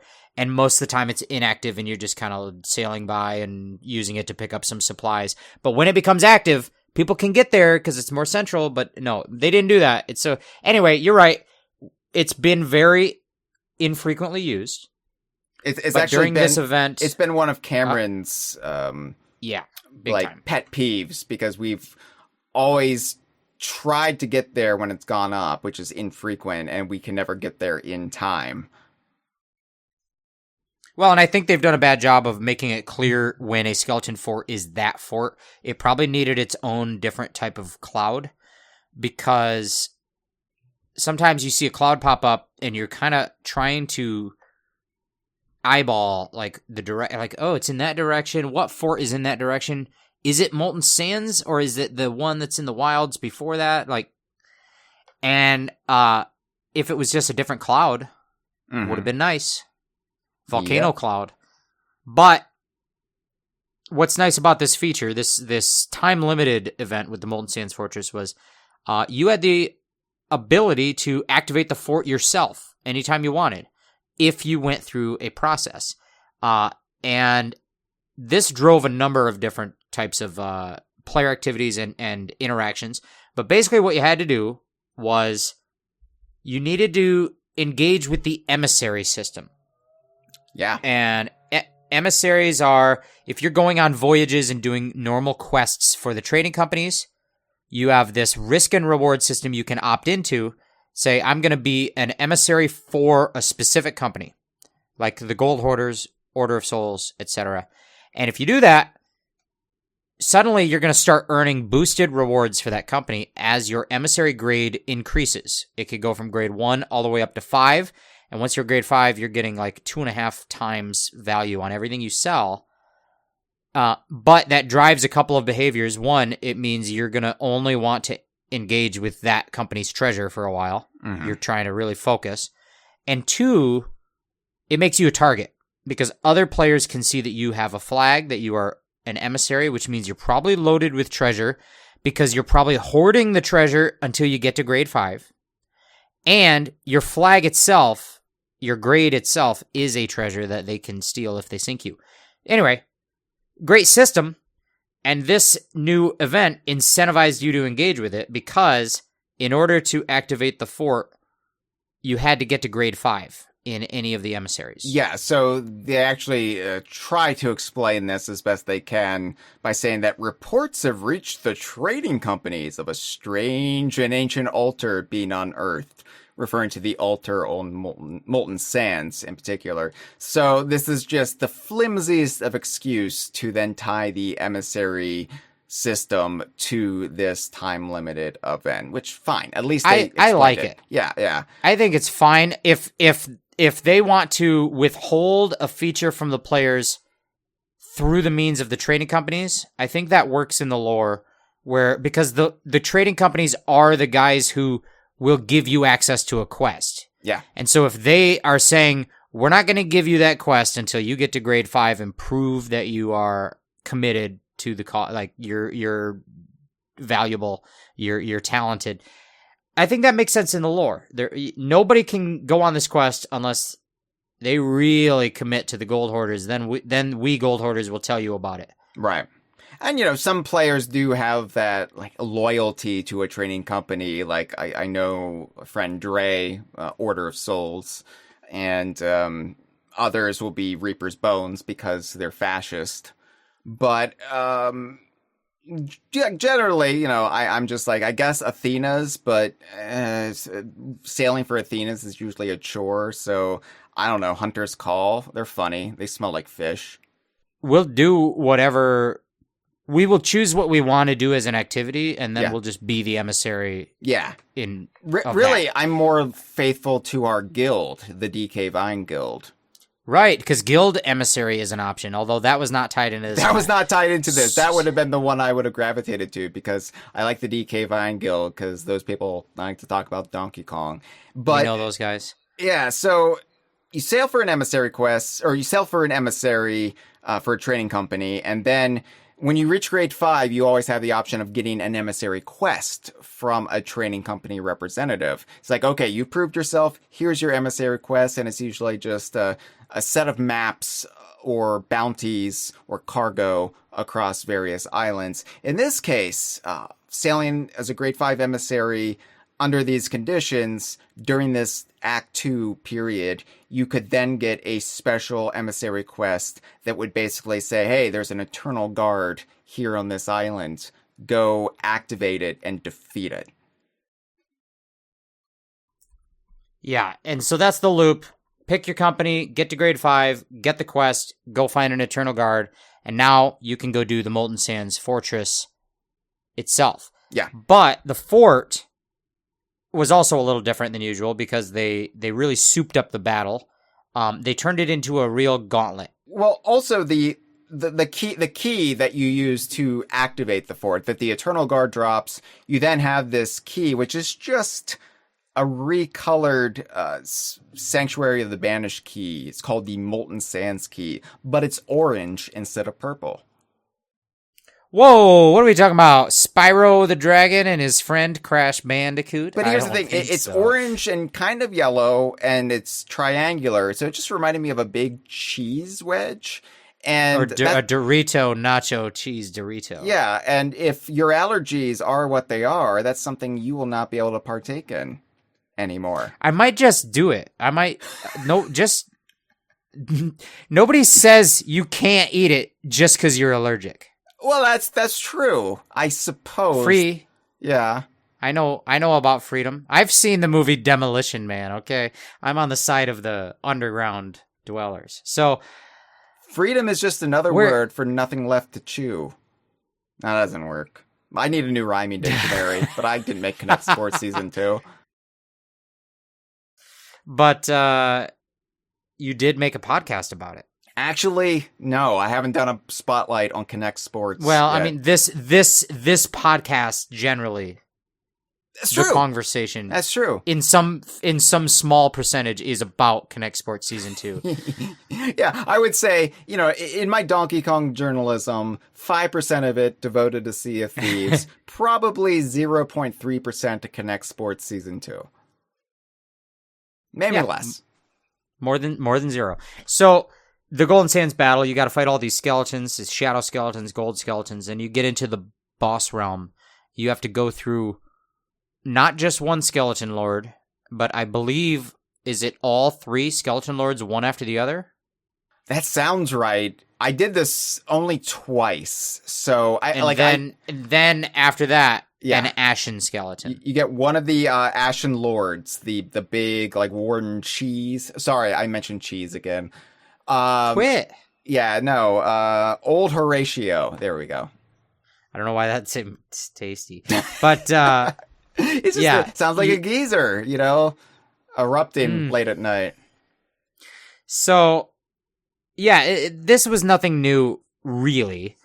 It was just a longer gauntlet of bullet sponge bosses, and the purpose of that, of course, is just to keep you engaged with it longer, because everyone else on the server knows it's active once you activate it, and they're going to be drawn there because they know it's the event going on right now, and they know that there's treasure involved, and that you're probably a grade 5 emissary. Well, you had to stay a grade 5 emissary long enough to get the key. I believe after that point you can take your emissary flag down, but you're still a target for people. Yes, and every time we activated this fort, it did attract the attention of ne'er-do-wells. I don't think we ever were able to collect all the treasure from the vault because we had to vamoose pretty quickly. So like within the vault, there would be the time-limited orb of the banished. Blank of the blank. Take a drink, everyone. Ooh. This is a purple orb.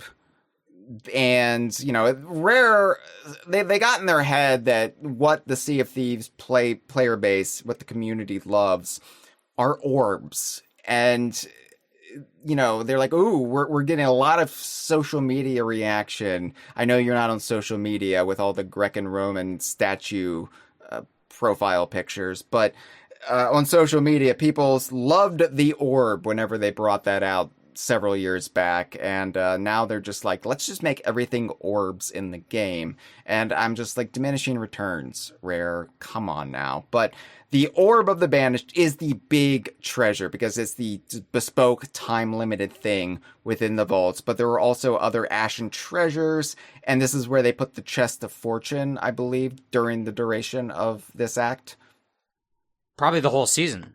Well, no. No, it couldn't be because this was only active, unless... I mean, the Molten Sands Fort, the regular version of it was active before. You could be right there. Could be. You might be right. I might be crazy. Yeah, I may be crazy. If Billy Joel had a residency... But it just might be. All right. Billy Joel had a residency, you know you'd be hearing that every night. Yeah, well, you know, BJ's might be what gave me these throat problems. It might be. It might be. You know, I have a lot in common with Michael Douglas. Yeah. You know, what an excuse, right? Oh yeah, I got throat cancer because I just ate too much pussy. I don't have throat cancer. However, I did ask the doctor. I was like, listen, I've heard about Michael Douglas. He's an actor. You know about him. Could it be the case that my problems are caused by eating pussies? Because, I mean... That's not the way I would say that. I'm not a crass man, but, and I asked him and he said, no, we think it's probably allergies. And I said, well, what do you think I'm allergic to? And he flipped through the page of of my chart and then he said, pussy juice. Mm-hmm. So yeah, you can bleep that on the edit, I think. Oh no, so. No, I'm going to put that on the t-shirt. Like I said. No. Okay. It's too late to start the episode over? I don't know. We could always try, but I think we'd lose the audience. I think this was a good structure, and it really did put the risk-reward element back into play, which you love. Like, you really made the notion of a fort feel that much more fraught again, like it did back in the old days when forts were new and special. Yeah. And basically the one big thing in the game that everybody gravitated towards. I do think there should be some activities like world events that consistently drive players to interact with each other over it, because either whether we're fighting over it or we show up and we decide to team up over it, but then it's an uneasy team up because you might be betrayed. Those feelings are a key part of Sea of Thieves, and you don't want them every day, every time. But if there's anything in the game that should drive that, it should be world events. You know, that should be where you expect those types of sensations. And if you want to just be by yourself and do your own thing, you can do it on safer seas, or you can just go on a voyage and hope to avoid or run from anyone you see, and that's fine. But if you want to go to a skeleton fort, you should be prepared for the possibility that you're going to have to fight over it, because that should be what that serves a purpose for. And they brought that to the game with this. Now, let's talk about the balance of it, because here's what they did. You had deeds for the season that if you went with the gold hoarders and you were an emissary, you get to grade 5, go do this quest, get the key, go to the fort, do the fort.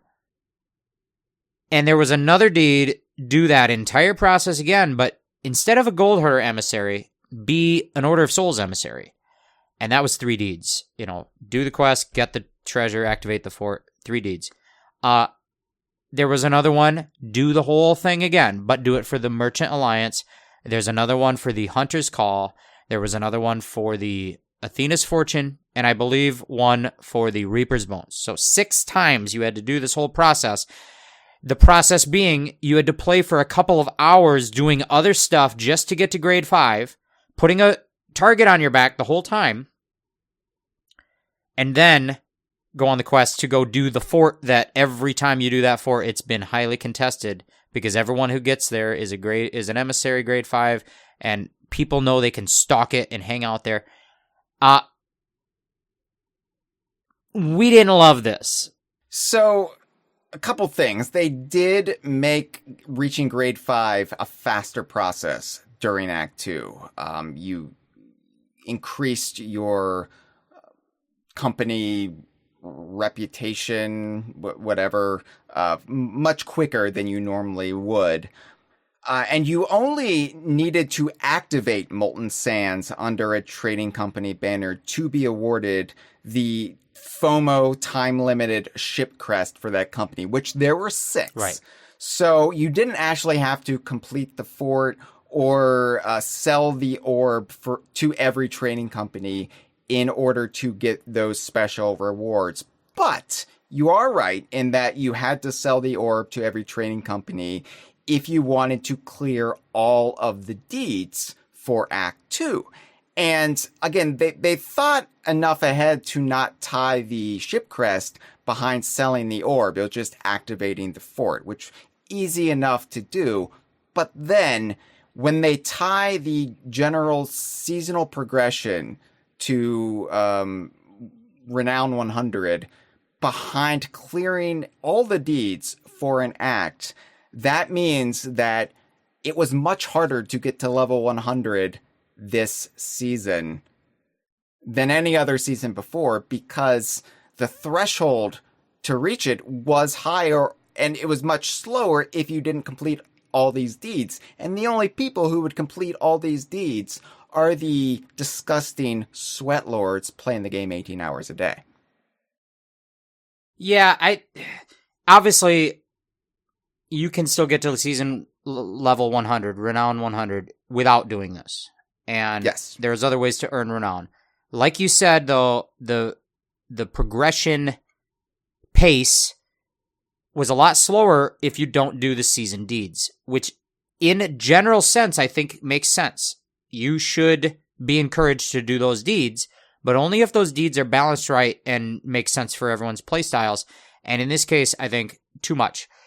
I think that a season should generally be really focused and tell you, like season 16, this season is focused on the Reapers. You're going to have to do some Reaper stuff. That is fine to me. Or if a season is not focused on one thing, tell you you can do anything. Pick one. Do which one you want. But a season should never come along and say you have to do everything. Like, if you're not going to focus it on the Reapers, if you're going to tell me it's tied to everybody, let me pick which one I want to do. But don't tell me I have to do it 6 times for all 6. I'll do any, but I won't do every. That's too much. You'll do anything for love, but you won't do that.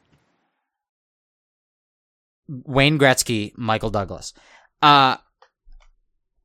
Yeah, it just seems like the way it should have been is like a choice tree, a tree of choices where you just pick the one you want. You can get a crest to represent a company for doing this, but you got to pick which company you want to represent, and you're going to get one. Pick your favorite company. Right. If they put it in those terms right from the start, everybody's only going to get one. Maybe crews would coordinate to be like, well, let's do it with Hyle and he'll get one, and then let's do it with Dustin and he'll get another company. And then, in theory, our whole crew would have all of them, whatever. Maybe we would do that. I don't care. But the point being, the structure of it should have been, you only need to do this once, not you need to do this 6 times. And like you said, the cosmetic time-limited reward was easier to get for each company. It did not require you to do everything, but it still required a lot. It's still, I would say that each time getting to grade 5 and fighting an Eternal Guard, that takes a whole session. I would argue for an average player, you're going to spend a couple hours doing that. And if that takes a whole session for each company, they're expecting you to play this game 6 times in one act, and then it's gone forever. That's too much. It's too much. Now, we actually did get all the crest on stream, And the only reason we did is this act was prolonged to 6 weeks, which perfectly lined up with the amount of crests to get. So basically 6 weeks in a row, this is all we did. And when I say it got monotonous, and yeah, like maybe we should have just said, nah, we're just not getting all the crest. Oh, well, FOMO be damned. This is ridiculous. Had it not been extended, had Act 3 not been delayed, then we probably would have just said, okay, oh well, can't get every cosmetic in the game.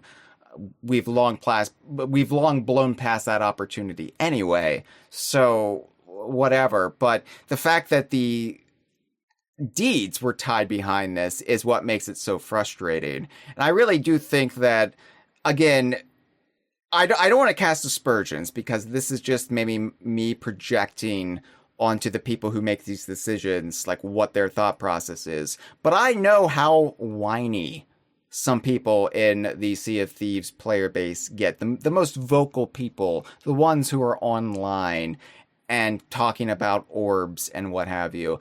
I know that they get upset when every single cosmetic isn't made available to them.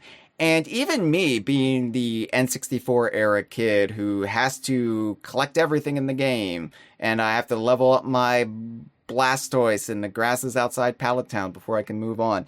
Even that, I would be okay if the game made you choose your favorite trading company, and then that's the only ship crest you got from this. And the other 5 aren't available to you because you didn't pick those. That would give a unique individuality to it, and I would be happier with that almost. These ship crests don't mean anything to me. I have all 6, but I'm never going to use them.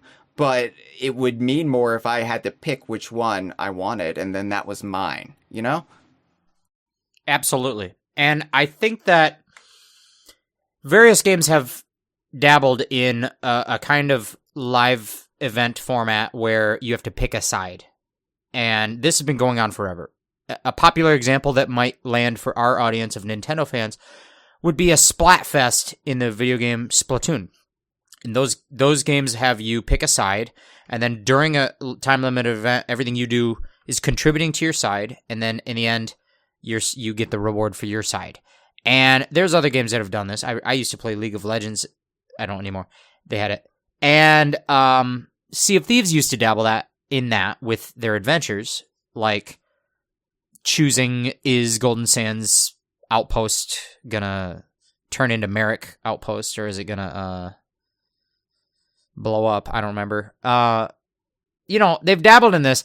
I feel like that is a much more evocative direction to take a time-limited event, when you force the players to choose something, represent a side, and then say you only going to get the reward for your side, and then you could tie it into some sort of global statistic of like, the gold hoarders are doing good, but the Order of Souls is doing better. Like, that's fun and a lot more evocative and interesting than what they did here, where they threw a thing in there you can engage with if you want to, but if you pay attention, you're really going to want to do it 6 times in 6 weeks.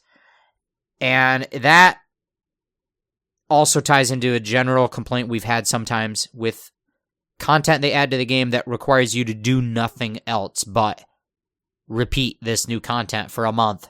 And then you get tired of it because there's other stuff you might want to do in Sea of Thieves, and part of the fun of Sea of Thieves is pivoting, reacting, doing emergent content. And so when an event comes out and says, do the same thing for 6 weeks, we don't like that. Oh, Splatfest. Splatoon. Okay, sorry, I thought you were referring to Michael Douglas's bedtime. I usually am. He's a geezer, watch out! You're gonna blow! Oh. Hashtag pussy juice. Bleep it that time too. Just keep bleeping that. I don't like it. So I'm gonna. Are we done with? I'm gonna put those on shorts. We can sell shorts now on our merchandise store.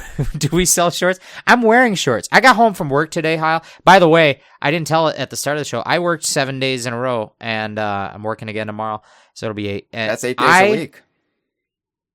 I'm like a beetle. I also eat pussy. That's the Beatles did, I think. I'm pretty sure they did. Some of them. John Lennon doesn't seem like... Well, no, he probably did. Let's think about it. You know what? We'll talk about it off stream. we'll talk about it. That'll be a mini. That'll be an oops all I'll text tangents. you. Yeah. It could be the hidden episode of season 14 of the Conversation. If you buy all the shirts this season, they'll have a code. You put them together. Each one has one character of a URL that Hyle has to pay for. So, no, I forgot what I was going to say, but basically, I think that being, reciprocating oral sex is just a must. So you have to do it. A gentleman never turns it down. I like to. I don't understand why you wouldn't want to, but also I don't have a sense of smell. Maybe that's part of it. But Act 3 then came, and so as we said, coming. Okay, all right, fellas, calm down. All of the deeds from Act 1 are still ongoing as we get to Act 3, but Act 2 is done, wrapped up. Those deeds were temporary. That's the kind of the gimmick of Act 2 in these seasons, and then I think they've already moved on from that format. That was an idea for a couple of seasons, where Act 2 would be a time-limited event. I think they're moving on from that, but let's ourselves move on. Yes. Act 3, another permanent feature, not time-limited, Ashen Garrisons. Ashen Garrisons, just like Garrison Keillor's career, it's turned to dust. Am I right? You don't know who Garrison Keillor is. I'm not sure exactly. We already talked about this when we were playing this together. I was making Garrison Keillor jokes, Prairie Home Companion, and Jeff was like, I don't know what you're referring to. And I was like, never mind. I'm older than you are. I like Pure Prairie League. Is that one of them? It's close enough. It's all out there somewhere in the Midwest. Yeah, probably like prairies. I understand. A little house. So, Ashen Garrisons. Now, this Act 3, it was delayed because for whatever reason they couldn't get the Ashen Garrisons working in time. And so this was reduced to an absurd 2 weeks. So if you wanted to clear out all the acts of this season, you only had 2 weeks to finish Ashen Garrisons, which really put the pressure on us. That's right. Yeah, I forgot about that. And I think it's because I got really busy at that time of the year, and then you and I actually ended up playing through it off stream. Yeah.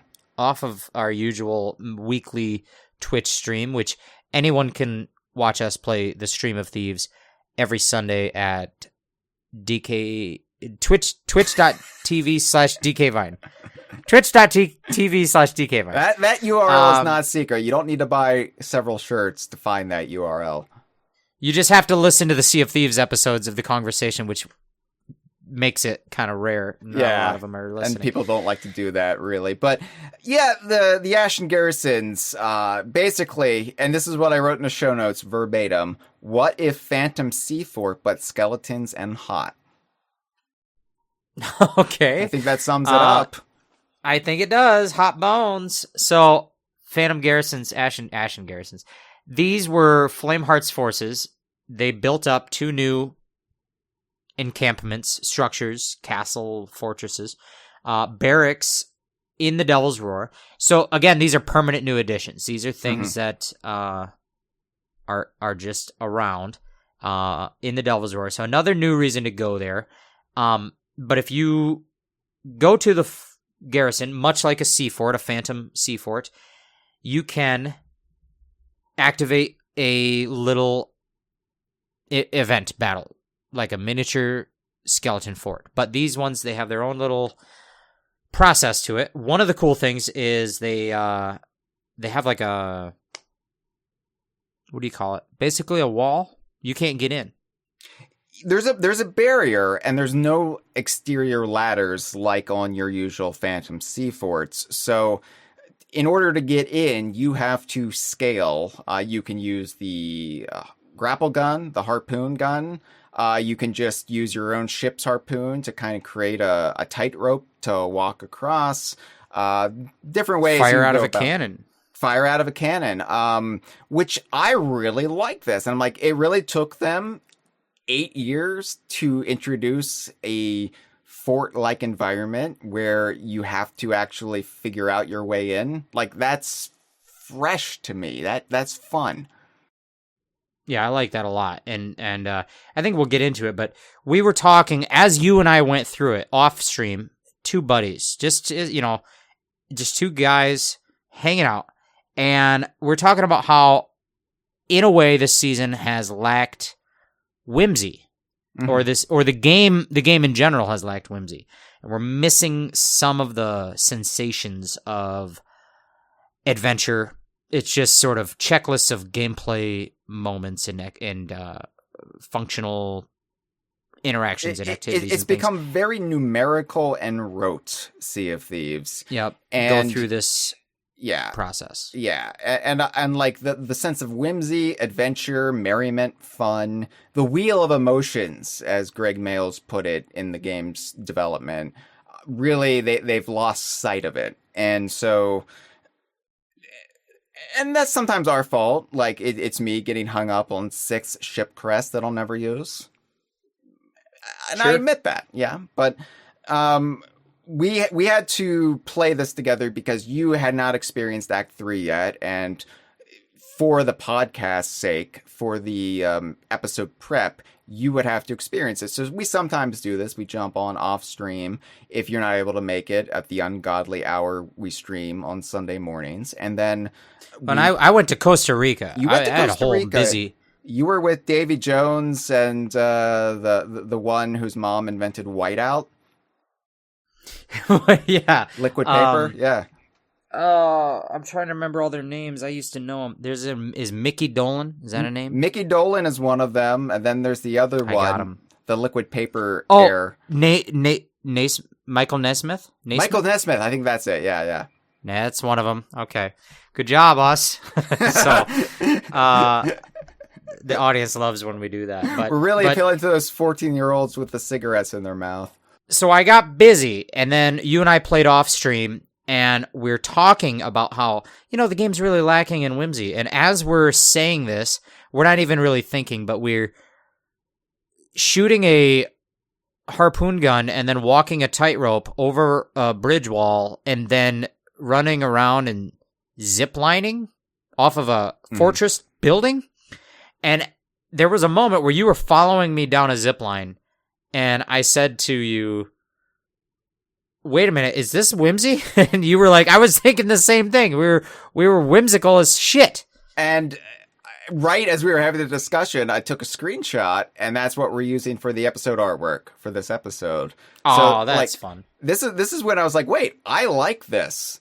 I like this Ashen Garrison. No, it was good. So what did you do? We had to get over the wall to get in, and then you've got this big fortress-like environment. There's a central structure that you cannot get into yet. So you've got to run around and find your way in by unlocking it. Yeah. And there were a number of different locks. There was a whole process to it. Yeah, so basically there are 2 different Ashen Garrisons, and they serve as the sea forts of the Devil's Roar now, although they are controlled by Flameheart. There is the Servant's Oath Garrison and the King's Chalice Garrison, which both refer to Reaper lore. The Servant is Flameheart Jr., and the King's Chalice, I think, is the chalice they drink out of to become Skellies in the ritual. If you get to 100 in the Servant of the Flame Hourglass battles, yeah. So anyway, you're running around the ramparts of the garrison, and Flameheart skeletons are battling you, and you're trying to unlock different rooms. You're trying to get into the exterior guardhouse, which has the lever to unlock the main gate, where the actual interior sea fort area is. But unlike the other sea forts in the game, these are both different. The layouts are different and unique from each other and from the Phantom sea forts. Yeah. And I do want to point out, just for the audience and for Hyle, I'm currently champing on some popcorn. Is it actually? And it's not. This is actually still the same popcorn from my viewing of the Super Mario Galaxy movie, which I think now is 9 days ago. That's not good. Maybe. That's not good. But Jeff. I have it in a 1 gallon Ziploc bag. And I'll tell you, the reason it's taken me this long to eat it is because I love to champ on the popcorn, but I only eat a little bit at a time because my throat. And so lately I don't have an appetite. I just eat not much food. So this is my dinner. I'm going to have a couple, I don't know, I have some of it. And then tomorrow I'll have a little more. This thing will probably last me another 5 days, I think. Is the movie popcorn? Do they coat it with the cow juice, the other frosting? Oh yeah, I think I'm allergic to this. It's definitely dairy. Yeah, because they do have like non-dairy like margarine and stuff like that. Butter, but not at toppings. The theater. Not at the official theater. Now, and let me ask you this: a little production note for our podcast. Are you still talking about the cow on your little Matt Corna intro series? Is there still a cow involved? There's still a cow. Look, I have no control over that. They just come to me. That is a real story that is happening. You are a prophet delivering God's message. I just received them from on high, and they appear in the episode. This podcast is Lucille Ball's fillings on her dental work. All right. That's a reference for you. Look that up, kids. Put down the cigarettes. Go on Wikipedia. Look at that Lucille No more Ball popcorn. Story. Yeah. I got to focus up. All right. Focus up. Second wind. I got a second wind like Billy Joel. So, yeah, to unlock the guardhouse and get in the thing. It was good. You go around dropping the keys, get in the guardhouse, get in the main house. This is where the fun happens. You get in the main house, and you have to deal with the my favorite man in all of Sea of Thieves. Hyle, I love this character. We couldn't stop talking about this character. You might even it's say all I care about. Yeah, we got really hung up on this character in a way that defies logic. There's a skeleton you have to fight who's called the Custodian of the Treasury, which, as we've said, blank of the blank, take a drink, and Custodian, your thesaurus is running out. You're gonna go with Custodian, the Custodian of the Treasury. And I started talking to Hyle. Listen, I have a problem with this name scheme that they're going with, the Eternal Guard and the Banished of the Sanctuary and the Custodian of the Treasury of the. What is he? Custodian of the Treasury. That's what he's called. Even though this isn't even a treasury, this is not. There is a thing in the game called treasuries. They're siren treasuries. This isn't even one of those. This is an Ashen Garrison. So why isn't he called the Custodian of the Garrison? Why isn't the Garrison or the Treasury given a name different than that is unique, so then you don't confuse one is the Treasury, one is a Garrison, one is a sea fort. Remember when they came out with sea forts and we mixed them up with skull forts, and we were like, well, why don't they call them phantom forts? Because if it's phantom fort and skeleton fort, you know which one's which, but they didn't. They just call them sea forts. Every one of the forts is at sea, people. Every island is at sea. The Devil's Ridge and the Devil's Roar and the Devil's Thirst and the Devil's Shroud. So listen, I want to tell Rare. They're not listening to our podcast, but I want them to know. They don't like us anymore.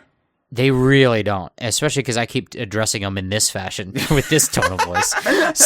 So listen, you have both the power and the ability to make up new words. Okay, everything doesn't have to be the blank of the blank. It's not necessarily the cursed of the damned, of the thirst of the eternal, of the unending flame. It doesn't have to be of the. Okay, listen, I'm gonna list some made up words that have come out in fiction, and you'll know all of them. Listen: Hyrule, Chozo, Koopa, Jedi, Wookiee, Nazgul, Wile E. Coyote, Asgard, Na'vi, Xenomorph, Klingon, Graboid, the Wet Bandits, Wumpa Fruit, John Wick, the Sea Devils, Airbenders, Wile E. Coyote. Rare, listen to me, Rare. You have come up with brand new words in your past. I know you have. Kremling is one. Krazoa, Grublin, Fudgehog. You've done it. Grogmanay. It's a brand new word. You invented that. You can do this. Come up with a new word, like the Sith, Krull. Marvel does it. There's Krull and Skrulls or whatever. Listen, I am so sick. Not every single band gets to be called the Ozark Mountain Daredevils. Some of the bands have to be Klaatu. And we love Klaatu here. That's the we thing, love though. Klaatu. We love it. I've got all 5 of Klaatu's albums and their greatest hits and their anthology and then their follow-up to their anthology. That's what I'm saying. So it doesn't have to be the custodian of the sanctuary. You know, like the custodian of the treasury. You could just come up with a name for the dudes. Eternal Guard, Black Widow. Black Widow's taken. Dark Widow. I don't know. It doesn't matter. Just make a name. Marvel come up does with a it? new one. Marvel does it. Invent a word that has never been heard before, like Jedi, and I will go with it. Their new Black Widow is named Yelena. Is that what they're going with? That's her name. You can invent anything. You can invent anything. This is creativity. Okay, Grublins. Squirt. Squirt is a boss in Donkey Kong Country 3. And it's also what gave Michael Douglas throat cancer. I got mine from a boxing glove off of a Chaos Robot, but it's all the same. And I just think, listen, you don't have to just combine the same words. Banished, Ancient, Ashen, Garrison, Guardian, Molten, Fortress, Sanctuary, Treasury. Guys, put the thesaurus down and make up a word. If you showed me an Eternal Guard, and by the way, if you don't know what he looks like, Google it. Type in Sea of Thieves Eternal Guard. It's a purple man with some stone headdress that looks like, I don't know, deer antlers, you know. If you just came up with this and said his name is, I don't know, Chimbo. I like they're Chimbo. called Chimbo, Gahovian, Gahubo, Gip Gop. I don't care. Yeah. Make up a word. Call it a Geep Gop. This is a great argument, Jeff. And I know, Jeff, in a silly tone, you're thinking he's having a laugh. This is just another shtick. This is just another bit. But no, like, we are in complete agreement about this because these bullshit made-up words, they inspire loyalty, like just devoted loyalty. And they turn people into lifelong fans. Nobody would care about the Jedi if they were called protectors of the Republic. They wouldn't care. Yeah. They would not care. No one cares. Who cares? Yeah. Who cares? And Rare, you used to do it all the time, and look what happened. You came up with Kremlins, which is you just put a G on the end of Kremlin. Well, what are we doing here? But you know what? It worked. It was enough to get it over the line. And what happened? A bunch of emotionally stunted, arrested developmental nerds couldn't get over that. They did a little fan campaign, and they brought the Kremlins back. And now K. Rool, he's a big-time fighter in Super Smash Bros. Ultimate, which isn't the game that Jeff played before he had sex this week. But you know what? Had K. Rool been in Melee, oh my god, it would have just been a week-long hedonistic, just fuckfest. I would have come too early and not got any free boots. So listen. Maybe you just need to make another Kinect Sports game. So you can buy a new dictionary. Maybe not a thesaurus this time. Maybe not a rhyming dictionary. Just a standard dictionary. But you know what? You know what you do? You make compound words. You flip to one page, put your finger on a word, flip to another page, put the other finger on that word, mash them up. Boom. That's true. Mashups. Like Grogmanet is a mashup. Mashup. We if love this him. guy, the custodian of the treasury, he's a guard. Maybe he's ardent. I don't know. You could call him Gardent. Guard. I don't know. I'm not going to come up with a good one live on air. I'm not a name maker. Actually, I am pretty good at coming up with names for these things. I used to create fake Pokemon, so I know how to do it. But I'm not going to do it live on air. But you guys can do it. Think of something. Think We're of a word. not going to do it for you because then you can't think use of our Wookiee. ideas. Think of Han Solo and Wookiee. You know, these are brand new words. No one ever heard of a Guido. What's his name? Grebo? Which one is Star Wars? Greedo? Greedo. I don't know. Greedo. Greedo. That's amazing. People give Lucas a lot of shit. I think that he actually gets too much shit. But Greedo is good. You know, Jabba? like, what is this guy about? Oh, is he greedy? He's a Greedo. Yeah. Jabba is nothing. But it works. But he's the Hutt. What's a Hutt? Who cares? What's a Hutt? Tauntaun. Figure it out, Rare. Why is the Eternal Guard called that? Give him a name. Don't be a custodian. It's custodian of the treasury of the flame of the unending heat. Custodians are janitors, and they don't get enough credit because they keep our places clean. But I don't want to fight them. That is not my argument. I'm not anti-custodian. I'm anti-boring names. So Jeff, you know, yeah, I used to be friends with a good custodian, and his name was Scott. I didn't call him the custodian of the treasury. I called him Scott. You called him Scott, which is a much better name. It's a great name. So Jeff, the custodian of the treasury. Really good rant, but we do have to get back into it because we do. The custodian will drop the very important key. Yeah, and there's a key thing about this key, Hyle, is you're not supposed to lose it. You're not supposed to lose this key. So the custodian of the treasury has the big key that actually unlocks the treasury, which is the vault towards the bottom of the garrison, which has the goods, which has the bling that you need.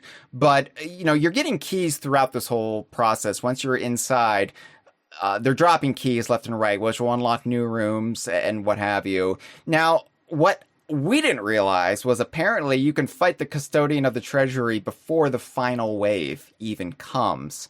And so then you just have this key and you're like, oh, is this this is the big key. This is the one we're supposed to have. However, one of the garrisons utilizes magma towards the actual treasure vault that you have to unlock. And I didn't realize that you can just fall in the magma and then that will instantly kill you. But if you're holding the key when you fall in the magma, Jeff, then the key is in the magma and there's no way to retrieve it. That's true. How about Magmaster? That's a compound word. Magma? That's a Magmaster. I love it already. Magmaster. I'm campaigning for that guy to be in the next Smash Brothers. He could be, yeah, if Rare had ever thought of a guy called Magmaster, he could get into Smash, but they're too busy coming up with the custodian of the treasury. So listen, Hyle fell in the magma. It happens to the best of us. We're not blaming Hyle for that, but the fact that you can lose the key this way and glitch your whole garrison, I was not impressed. No. I was not impressed. So basically, we had to then just go to the other garrison and do it all over we gave again. up. Yeah. We fully quit.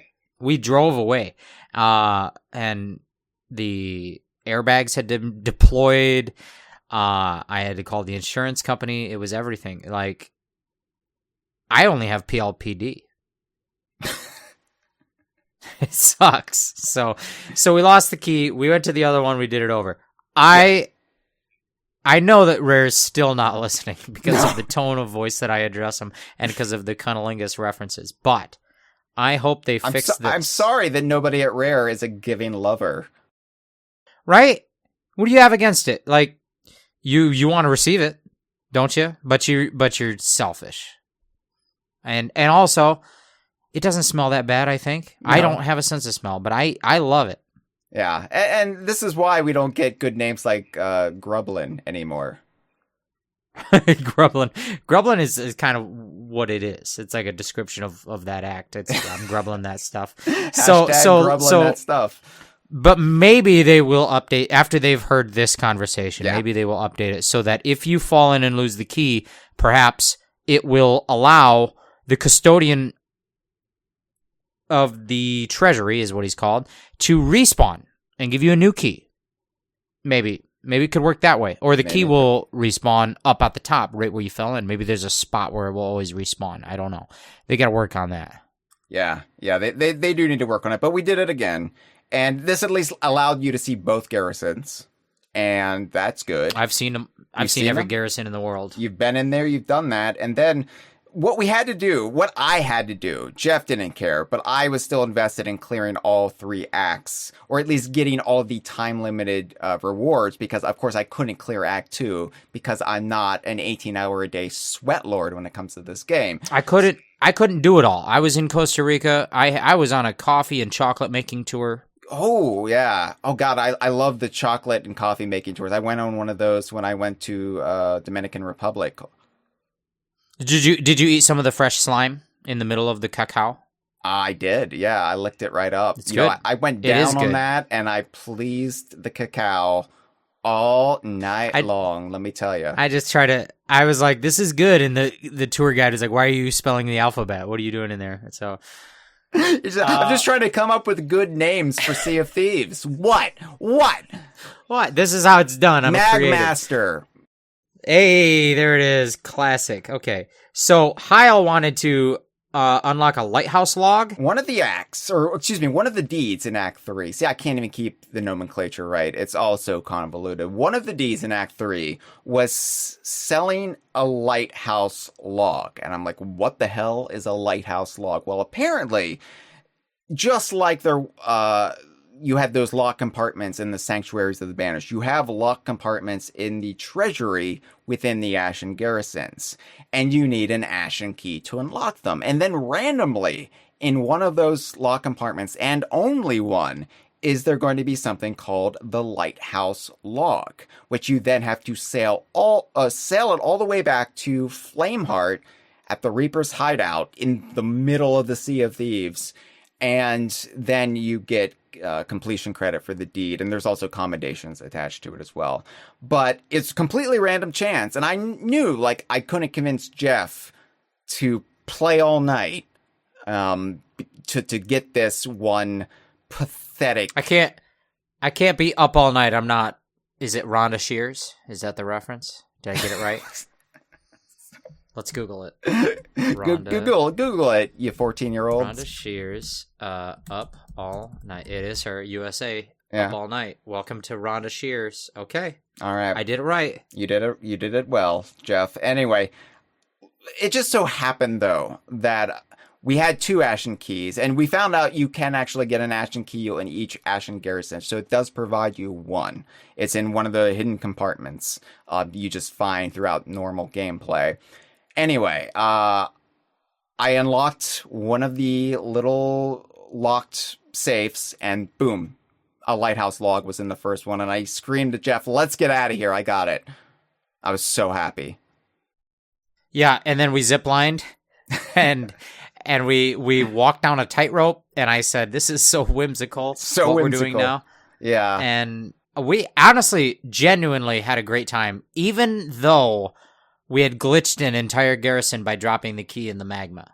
It wasn't enough to spoil the good time we had. And it really did remind us, and we need these reminders every so often, because we do get stuck in the rut of the seasonal gameplay loop and streaming and performing for the stream. Perform on command. Oh, be entertaining. Oh, let's talk about what movies we've seen. Oh, yeah, I saw the Super Mario Galaxy movie.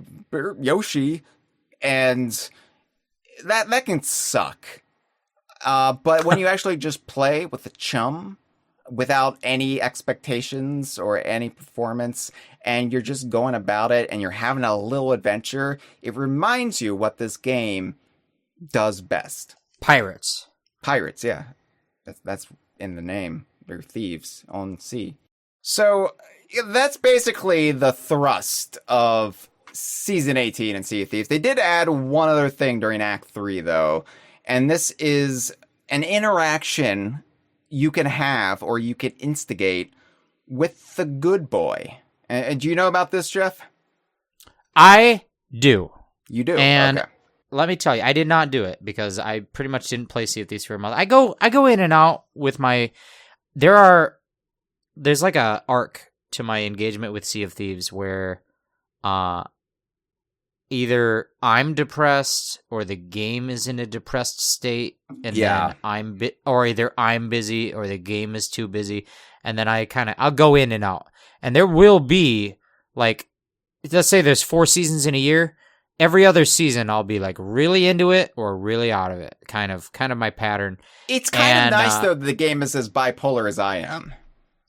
Right? Nope, same. And by the way, you know, I was in Costa Rica, so I didn't say that enough times. You didn't. But the good boy was a thing. I didn't engage with it, but I like the idea. So there is a dog. We all know about dogs. It's one of those made up words that Rare seemingly can't come up with. But dog means sort of a canine quadrupedal mammal creature. And there is one in the game on an uncharted island at the map coordinates K9, which is so funny. So funny. That's one of the deep ancient game lores from way back when there used to be 3 uncharted islands. Now there's only 2 because one of them got charted. It's called the Reaper's Hideout now. Yeah. But K9, there's a dog, and there's a lot of deep lore behind Sea of Thieves involving a dog, and this is one of them. But if you go there in season 3, Act 3, well, you can go there anytime now. It was just added. You can always see the dog. You can always see the dog, and you can always do this. This is a new feature that they have added. It's ongoing. Anybody can do this. So if you go to K9, this uncharted island, which they really should chart it by now. They know it's there. They're just being lazy. Everybody knows about it. Yeah. It's one of those unwritten rules. Like, we all know it's there.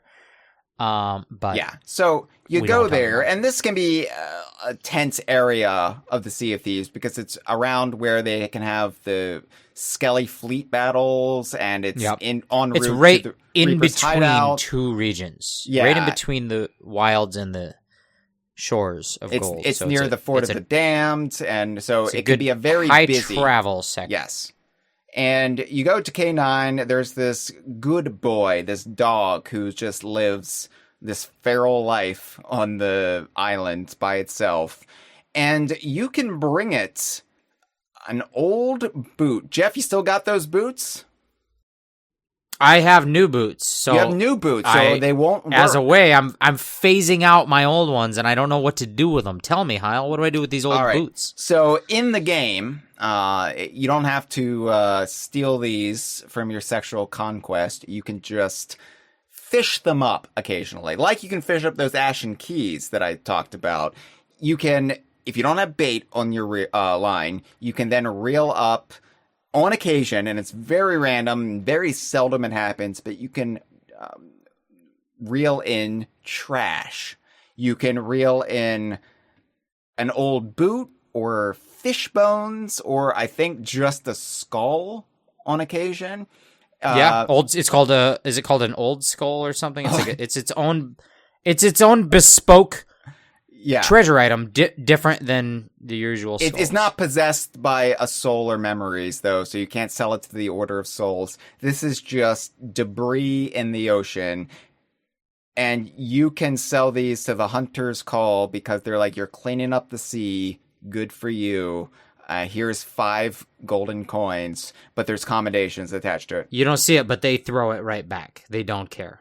They don't care. It's just what do you call them? Like self-perpetuating economies. Scheme? It's a Ponzi scheme. Yeah. Pyramid scheme, sure. So anyway, you can give this old boot to the good boy, and then the good boy loves you. And then you can buy the Good Boy cosmetics in the Outpost stores. Cute.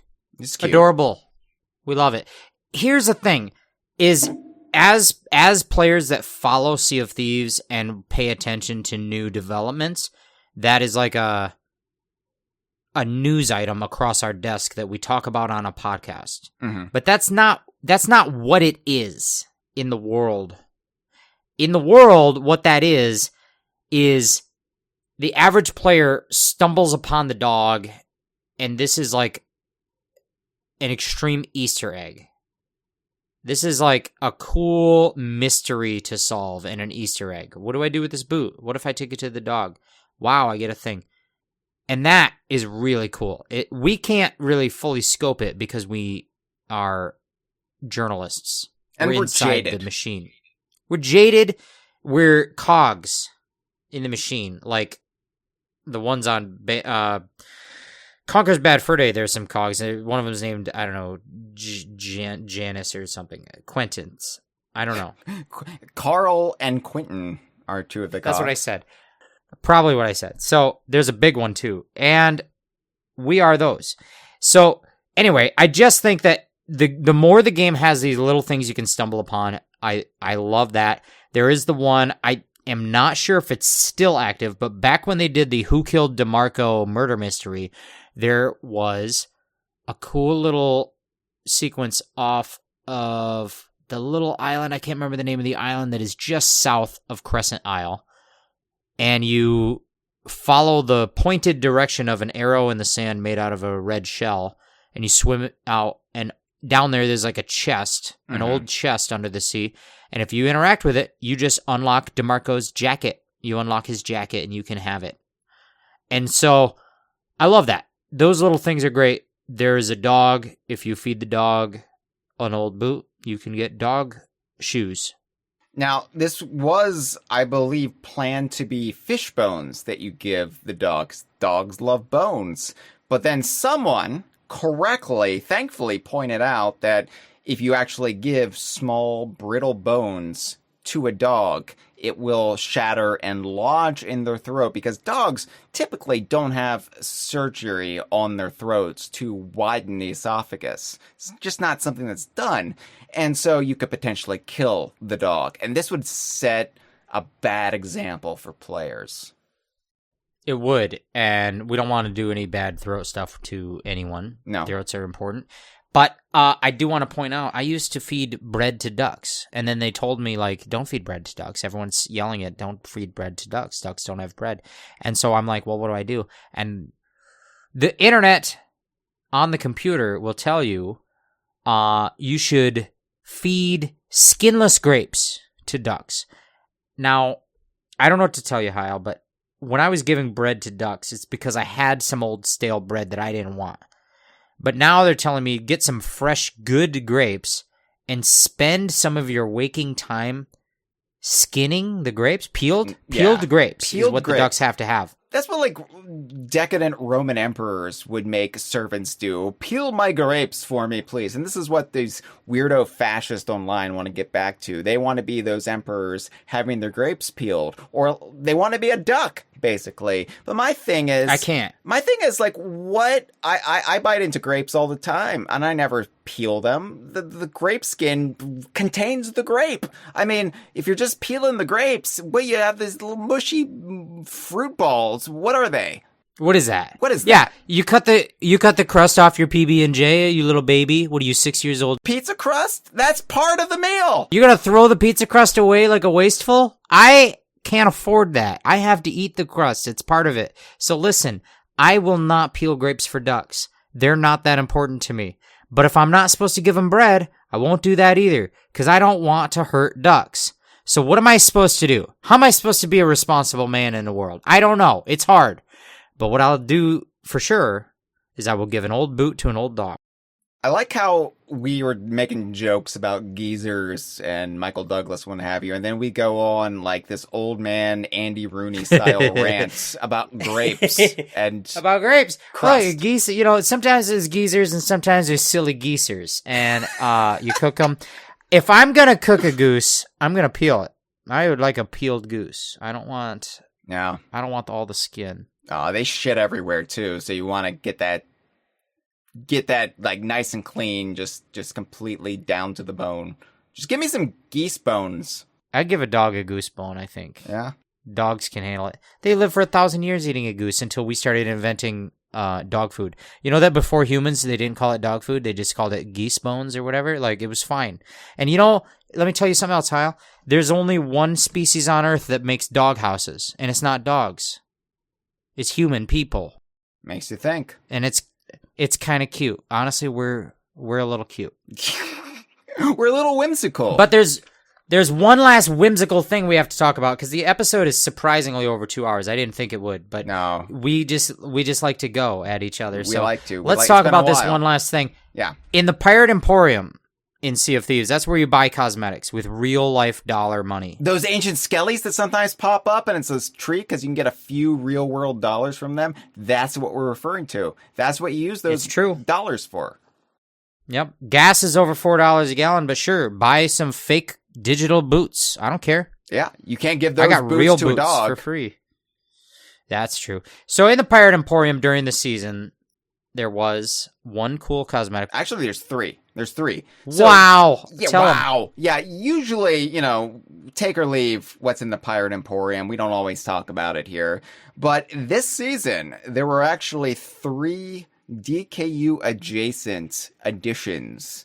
Sets of clothing and equipment and ship cosmetics that tickle our geese bones, that really excite us if we're into the extended world of Rare and Donkey Kong. So in Act 1, they introduced the Tundra Wanderer ship collection. That almost rhymes. That's almost straight out of the rhyming dictionary. It's it makes me think of a song by Dion and the Belmonts. Oh yeah? Not to be confused with any Dracula hunting Belmonts from video game lore. I promise our audience that I'm never referencing Nintendos. I'm only referencing bands from the 60s and 70s. I'm surprised they haven't actually introduced a Dion Belmont. Maybe they have, and I just don't keep up with Castlevania. You got Simon and then his cousin Dion, and he's always singing, I'm the type of guy, etc. Yeah, so you can't sing that for very long. Because I know. Then I have to be so careful. There's an entire procedure to it. So the Tundra Wanderer ship collection is a whole ship. You can have a pirate ship with the different sails and crest and clothing, weapons, bundle, drum. And we're not going to beat the bush. These are unintentionally incredibly similar to the Snowmads from Donkey Kong Country Tropical Freeze, which our audience will remember is one of the games. It's one of the games, and when we say these are incredibly similar to the Snowmads, if we didn't know better, we would say this was an intentional homage to Tropical Freeze. Now, then you start to think about it, and you're like, why would Rare be referencing a game made by Retro Studios? Because Rare has referenced their own Donkey Kong games in Sea of Thieves. They have to legally skirt around certain terms. Those made-up words that we laud and love so much? They can't say Kremlin, but they can allude to the Kremlins. And they do, and they will. But with the Snowmads, they weren't invented by Rare, so these aren't actually Snowmad cosmetics, but our thinking, and we are the experts when it comes to this very peculiar, very narrow topic, as narrow as Jeff's throat used to be, but, Sea of Thieves is part of the Rare shared universe, and the Rare shared universe extends beyond the reaches of Rare, because the Donkey Kong stuff continued without Rare. So, if Sea of Thieves acknowledges the Rare-developed Donkey Kong games and the games like Banjo-Kazooie and Conker and Viva Pinata, then if they do reference or incorporate something that hews very closely to the Snowmads from Tropical Freeze, then it becomes Snowmad cosmetics by default. You cannot, in the world of Sea of Thieves, which I already understand to be part of Donkey Kong's world, you cannot introduce a walrus and say that it creates magic snow and then have me not tell you that that is part of Donkey Kong. I know. Yeah. I know Donkey Kong. I'm well aware. Yeah. I have done the research. So let's talk about it. Yeah, so these are cool. We're not going to talk about every little cosmetic. No. We're not going to read all the descriptions. But basically... But we should describe it generally. What is it? Yeah. Yeah, so there are, clothing pieces and ship pieces that look very much like what the Snowmads wear in Tropical Freeze.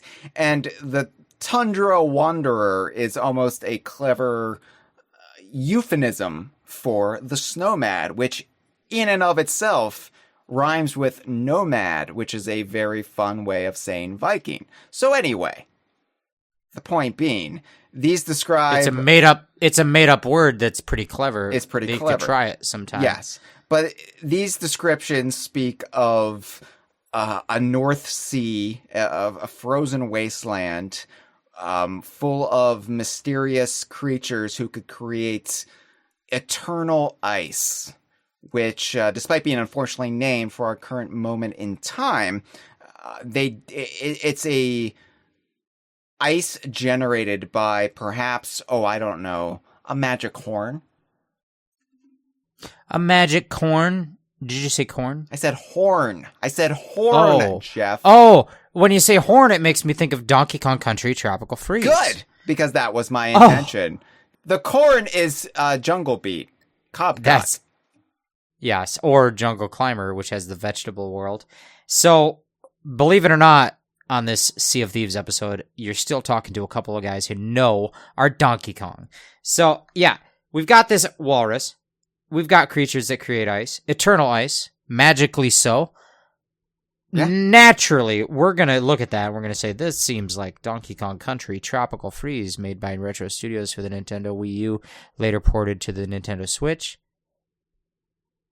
That's what I'm thinking. What are you thinking? It's got to be. It's got to be. It's got to be. Even if Rare didn't intend it, oh well, it's out of their hands.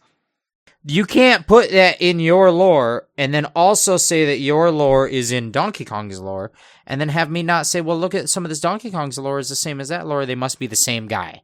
Yeah. Oops. You didn't intend that, Rare. Boom. We've just told you. So you did a little Donkey Kong Country Tropical Freeze prequel, right in your 2025, 2026 pirate video game for the Xbox. That's right. You also helped establish what the magic horn does. It creates eternal ice. Thank you. That's the lore. That's now part of the lore. That's part of the lore. We've solidified that, sort of like what one would do to, I don't know, water. If you wanted to make ice, you would solidify it. Yeah. Bam. There's also a drum you can get, the Tundra Wonder drum. And remember, the Snowmads were beating the drum when they were sailing in? They're drumming it up, dumb drums. It's good. It's good. So it is good, I think. There were also some more Saberwolf cosmetics. We like whenever Rare does any cosmetics that are based on any of their existing IP explicitly. Now, we just were talking about the Snowmad stuff was not explicit. It was not intentional. But this is intentional. Saberwolf stuff.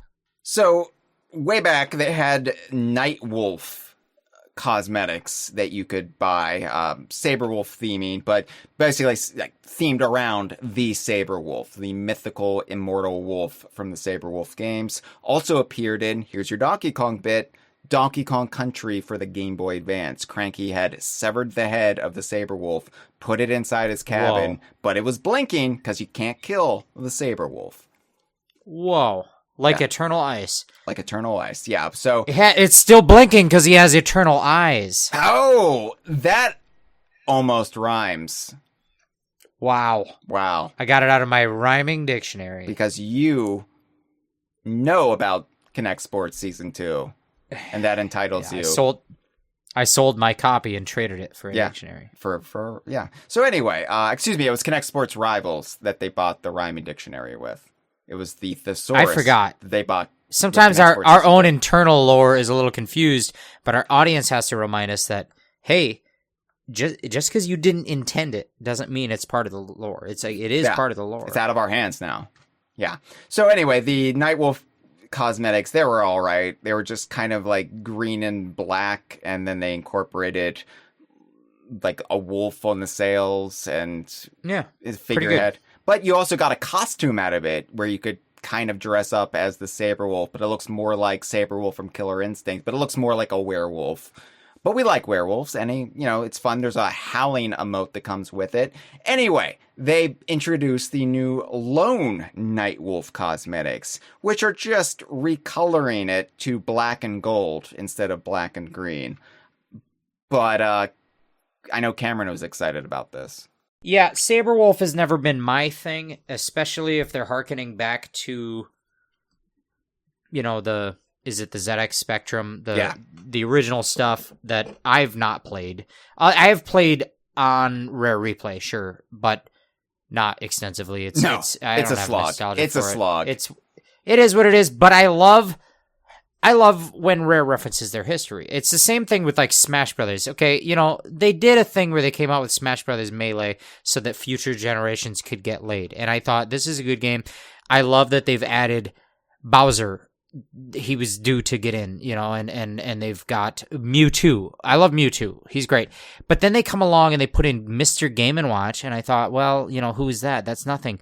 But if you think about it, that's a really cool throwback to history with Nintendo, and that is how I feel when Sea of Thieves, the modern Xbox game, has a thing about the ZX Spectrum game Saberwolf. It's good. It's great. It's so great. And then they also introduced Nightwolf weapons for the original set, which are the green and black ones. So you can get like the newer weapons in the game that are the double-barreled pistol, the grapple gun, the blowpipe, and the throwing knives. And I did buy these, Jeff. He called me a whale once. I don't buy everything in the Emporium these days. Times are tough. I'm pinching my pennies. And as I said last time on the episode with Malik, they don't even make pennies anymore. What am I pinching? What the hell? Why are you pinching me? Yeah, well, I have no pennies to pinch. I have to pinch something for my fiscal responsibility. I have to buy a whole new car because all I have is PLPD. Anyway. And you cut the crust off those because you're a child. Hyle, that can't be the ending. That's not how we're going to end this, because there's one last thing I want to talk about. Okay. In Season 18 of Sea of Thieves, there was a little bit of Sea of Thieves expanded universe release. The EU? I thought the UK left the EU. And now you're telling me Rare is doing more with the EU? Yeah, I mean, NATO's done. It's all toast. But listen, Rare they're going to release more to the EU, and it's called More Sea of Thieves Stuff. Remember that they did... Oh, yeah. Stuff. That's the name of it. Stuff. They did a number of comic book releases over the years. Sea of Thieves comic book series, including the Sea of Thieves Origins comics. And then they also have done, in the expanded universe, the Sea of Thieves lore book, whatever the original one was. Tales from the Sea of Thieves. Yes. Tales. And they've done a cookbook. And they've done 2 novels added to it. They've done... I was building up how the novels are coming last. I'm sorry. In the middle, before the novels, I was going to talk about the official soundtrack, which also has stories written in it that are lore. There's lore in it. And then there's novels. The novels were written by Chris Alcock, an author. And they did another thing. We've done a horrible job of this. This is terrible. We're so bad at plugging content. We're good at coming up with fictional names, but yet when we actually talk about every time I get so close to getting fired, I'm so on the edge of getting fired from the Kongversation podcast and from the community of Donkey Kong fandom. And right when I'm there, I come up with Magmaster, and they're like, "Oh, that's pretty good. That's okay. Great. That's all right." So they keep me around. But listen, Sea of Thieves came out with another comic book, but it wasn't. But it wasn't a comic just book. A regular old. It wasn't. It was a webtoon. A webtoon. So I'm old, Jeff. Like I make jokes about being old because, relatively speaking, you're not that 50 is not that old. Okay, I'm not 50. I didn't say anything about you. I just said a statement. I don't know where you're. Okay, yeah, I know. 40 is the new 30. I understand that, and don't worry. I feel vigorously young. Why did I say it so creepy? I feel like I bathe in the blood. No, is this what you tell to people that are 18? What is this? No, I say, look, I know how to spell the alphabet really well. Michael Douglas style, and they don't know who that is. They don't know who that is. I was like, Webtoon. As Ant-Man? I'm with you, Hyle. I'm getting up there. I was born in 2007. So it's hard for me. I'm grappling with my mortality. I read comic books in my youth, and I still like to occasionally keep up with what's happening in those worlds. And I'm like, oh, wait, what are they doing now with Spider-Man? That's nonsense. I don't care. But I'm used to the format, and I can even go with digital comics, which are just like comic books, except they're not on an actual page. And it's fine. But Webtoon is a whole website that has more dynamic comic and manga layouts than a traditional flip book would allow you. I don't know how to describe this, Jeff. I'm doing a terrible job. Let me do my best. Okay. So during season 18, they released Sea of Thieves: The Last Bite, a 5-issue comic series on Webtoon, which was written by Chris Alcock and Roald Marcelius. Came out in January. Yes. Did I say all that right, I think? Yeah, Chris Alcock, the author of the first 2 Sea of Thieves novels, and has also done lots of writing for the game and the website and Rare in general. And Roald Marcelius, who was the illustrator for all past Sea of Thieves comics. Aha, gotcha. So, yeah, author and illustrator. So this is a 5-issue comic series, but it is not a comic series. It's a webtoon. And what that afforded them is essentially, through the digital format of it, a more dynamic presentation through the framing and animation in slight ways. It's very... Here's my thing. I don't like comic books, but I really liked this. And I've never said that before because we've talked about the comic books and I always say how good they are, but I don't really like comic books that much. I feel like you get like, if you were watching an episode of a TV show, like a real TV show, the 30 minutes, that thing would be like 10 issues of your little DC comic books because you spend a bunch of money on a comic book and you get it and it's like a couple minutes of real TV show, you know? So, but this was good because of the dynamic presentation that is afforded by the web format. But you don't have to take my word for it because it has been popular. It's been surprisingly popular. Shockingly. I'm not saying like surprising to like belittle it or the creatives involved. No. It's just surprising that something released by Rare and Sea of Thieves under those banners would be so popular on a format like Webtoon, which, you know... In 2026. Well, yeah, 2026. I would think it would cater to a different audience. And somehow this has, like, all 5 issues. And these are free, mind you. You can read these without plonking down any of your hard-earned money. Well, you don't have to... It doesn't cost you any currency, I'll put it that way. What does that mean? I don't know. I'm still living in a Twilight Zone episode. I'm sitting here with a Cortisone 7 bottle, so I don't know what's going to happen. Oh, no. Oh, it's counting down. Look, it's free, so, you know, you don't actually have to buy in advance. But this has earned 11 million views since January. Well, and also it should be said that we have no reason to promote this. Like we're not paid to talk about this. Same with Sea of Thieves or any of the video games we talk about. We talk about whatever we want to. But we just liked this. This was good. What I liked about it was that it was not trying to push forward the lore. Yeah. Like trying to force anything with it. It was just a really good Sea of Thieves story. And it didn't let plot get in the way of a story. It was more of a slice of life, just following this one crew, an original crew in the game, although they do run into other characters from the game.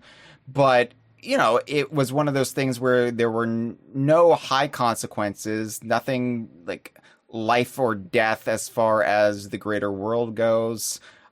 But it allowed it to really breathe. It allowed you to get to know these characters. The format was actually really engrossing. I love the way it would segue between like what would be traditionally panels, but instead you're just following like a sinking ship and then you're going down beneath the waves in the darkness. And then that just segues into the next scene. And I was like, oh, wow, okay, this is fun. I actually really enjoy this. And as much as I'm all about physical media and, oh, you know, I want to preserve everything. I want physical releases. I want trade paperbacks. I want to put it on my shelf with my DKU games. I don't really know how you do it with this, and it wouldn't have the same impact as it does here. No, so definitely check it out. As we said, there's a lot of Sea of Thieves expanded universe lore with the comic books, many of which are still available either digitally, some of them free, or physically not so free. You have the novels. Both of the novels by Chris Alcock are really good. Yeah, I like them. I'm disappointed that they're not both by the same company with the same shape and size. Yeah, they're different sizes on the shelf, but that is fine. They're good books, and you should check it out. But Sea of Thieves, that's the thing, is that I feel like we're just a little bit starved for stories in Sea of Thieves that are authored, because the living game itself is not, at this moment, pushing forward any authored stories with characters. So, well, if you're starved for it like we are, this is available. Sea of Thieves: The Last Bite. It's free. And hopefully the game will also develop the stories further as we go. But because we are starved, but now Jeff's throat has been widened. It's been stretched out. And then I'm not starved. I eat a bucket of popcorn over the course of 2 weeks. Yeah, I know. You are starved, Jeff. You're skin and bones. You're basically a custodian of the treasury these days. And now that your throat has been widened, your esophagus has been stretched out, goatsy style, I think you can have more than a last bite, which means we can have more story in Sea of Thieves. 11 million views. I think they should take that as a life lesson to maybe, I don't know, try harder with the narrative in the game. And, maybe do more expanded universe stuff, sure. But, you don't have to just do that in the EU. Again, they left the EU. They have to keep it to the confines of their little island nation and put it in the game. And I agree. Yeah. We do have to take the calls. We do. If there's any calls, there are. If you want to call the Kongversation podcast, you can call the hotline. It is 1-202-630-VINE. That's 1-202-630-8463. Yeah. For people who are used to the old school phone, like us, we're old. So we're gonna take the calls. Oh, there's not. Is there not? There's not. No. Thank God. No offense. Just saying, there's not calls. Wow. Okay. Very good. So, I guess we just get to the final thoughts then. Mm-hmm. Wait, no, before we get that, we have to take, we don't always just take calls. Sometimes we take comments if people leave comments from Blue Sky or on the YouTube comments. So let's get a look at those. There's not. No. There's not. Thank God. Thank God. Okay. Is it bad that I don't want to take them? I mean, to be fair to you, Jeff, you've been through the ringer this week. It hurts to talk. I don't know what to tell you. These people. Yeah, your jaw has been surgically repaired. You have been hit dead on by a girl. I had to get a bite splint because when I'm sleeping, I'm messing up my jaw. So I had to spend $600 on a mouth guard. So I have that, but then they had to stretch my esophagus, so I got that. And then they smashed my ear with the airbags when they punched me in the side of the head like a Chaos the Robot from Donkey Kong Country 3. So my head generally is not doing good. Also today, I must have smelt very floral because bees were buzzing. They kept landing in my hair. I was trying to keep these bees out of my hair, Hyle, and they kept landing. And all of this to say, I'll bring it back. I'm tired. So let's talk about our final thoughts so we can get this under the wraps, and then we can really launch Jeff Month in a good way, because I know I have a lot more work out for me here to come. What are your final thoughts? What did you think of season 18? Because I'm going to be honest with you, and I told you this earlier, I have no clue what you think of season 18 of Sea of Thieves, and I'm not sure I know what I think. It's because I have a excellent poker face. Yes, and you've put one of those big aluminum foil wraps on your head, so I can't read your thoughts. I actually really liked Season 18. And like I said, my thoughts on Sea of Thieves in Season 19, not so great. I have some major issues with Sea of Thieves in Season 19. But looking back at Season 18, other than that long stretch, as stretched as your throat is now, in the middle of Act 2, with all of those damn ship crests and going to Molten Sands 6 times in 6 weeks, that was a slog that was poorly designed or poorly thought out. Like, I like the actual fort. I like the actual mechanics behind it. It was just a lot of repetition, and repetition is where this game falters when they get hung up on making you do the same thing again and again and again. Isn't that the definition of insanity? Well, that's what they make us do. Maybe I'm insane. I might be crazy, i.e. Billy Joel. Anyway, to sum it up in a more concise manner, yeah, pretty good. Pretty good. I think that the repetition, that might be my problem with it, is just coming down to balance. But if you have good balance and good repetition, if they're liking it and you're spelling the alphabet, but like DEF is working, just hit DEF. Like, keep hitting that. Don't mix it up. It's fine. And also, if it causes the throat issues, that's just part of being a man. Yeah, you just have to LMNOP your way through it, and then soothe your esophagus with a nice donut from Michael's desk. Yeah, that fucking freak. This has been a File 2 production. Que rico.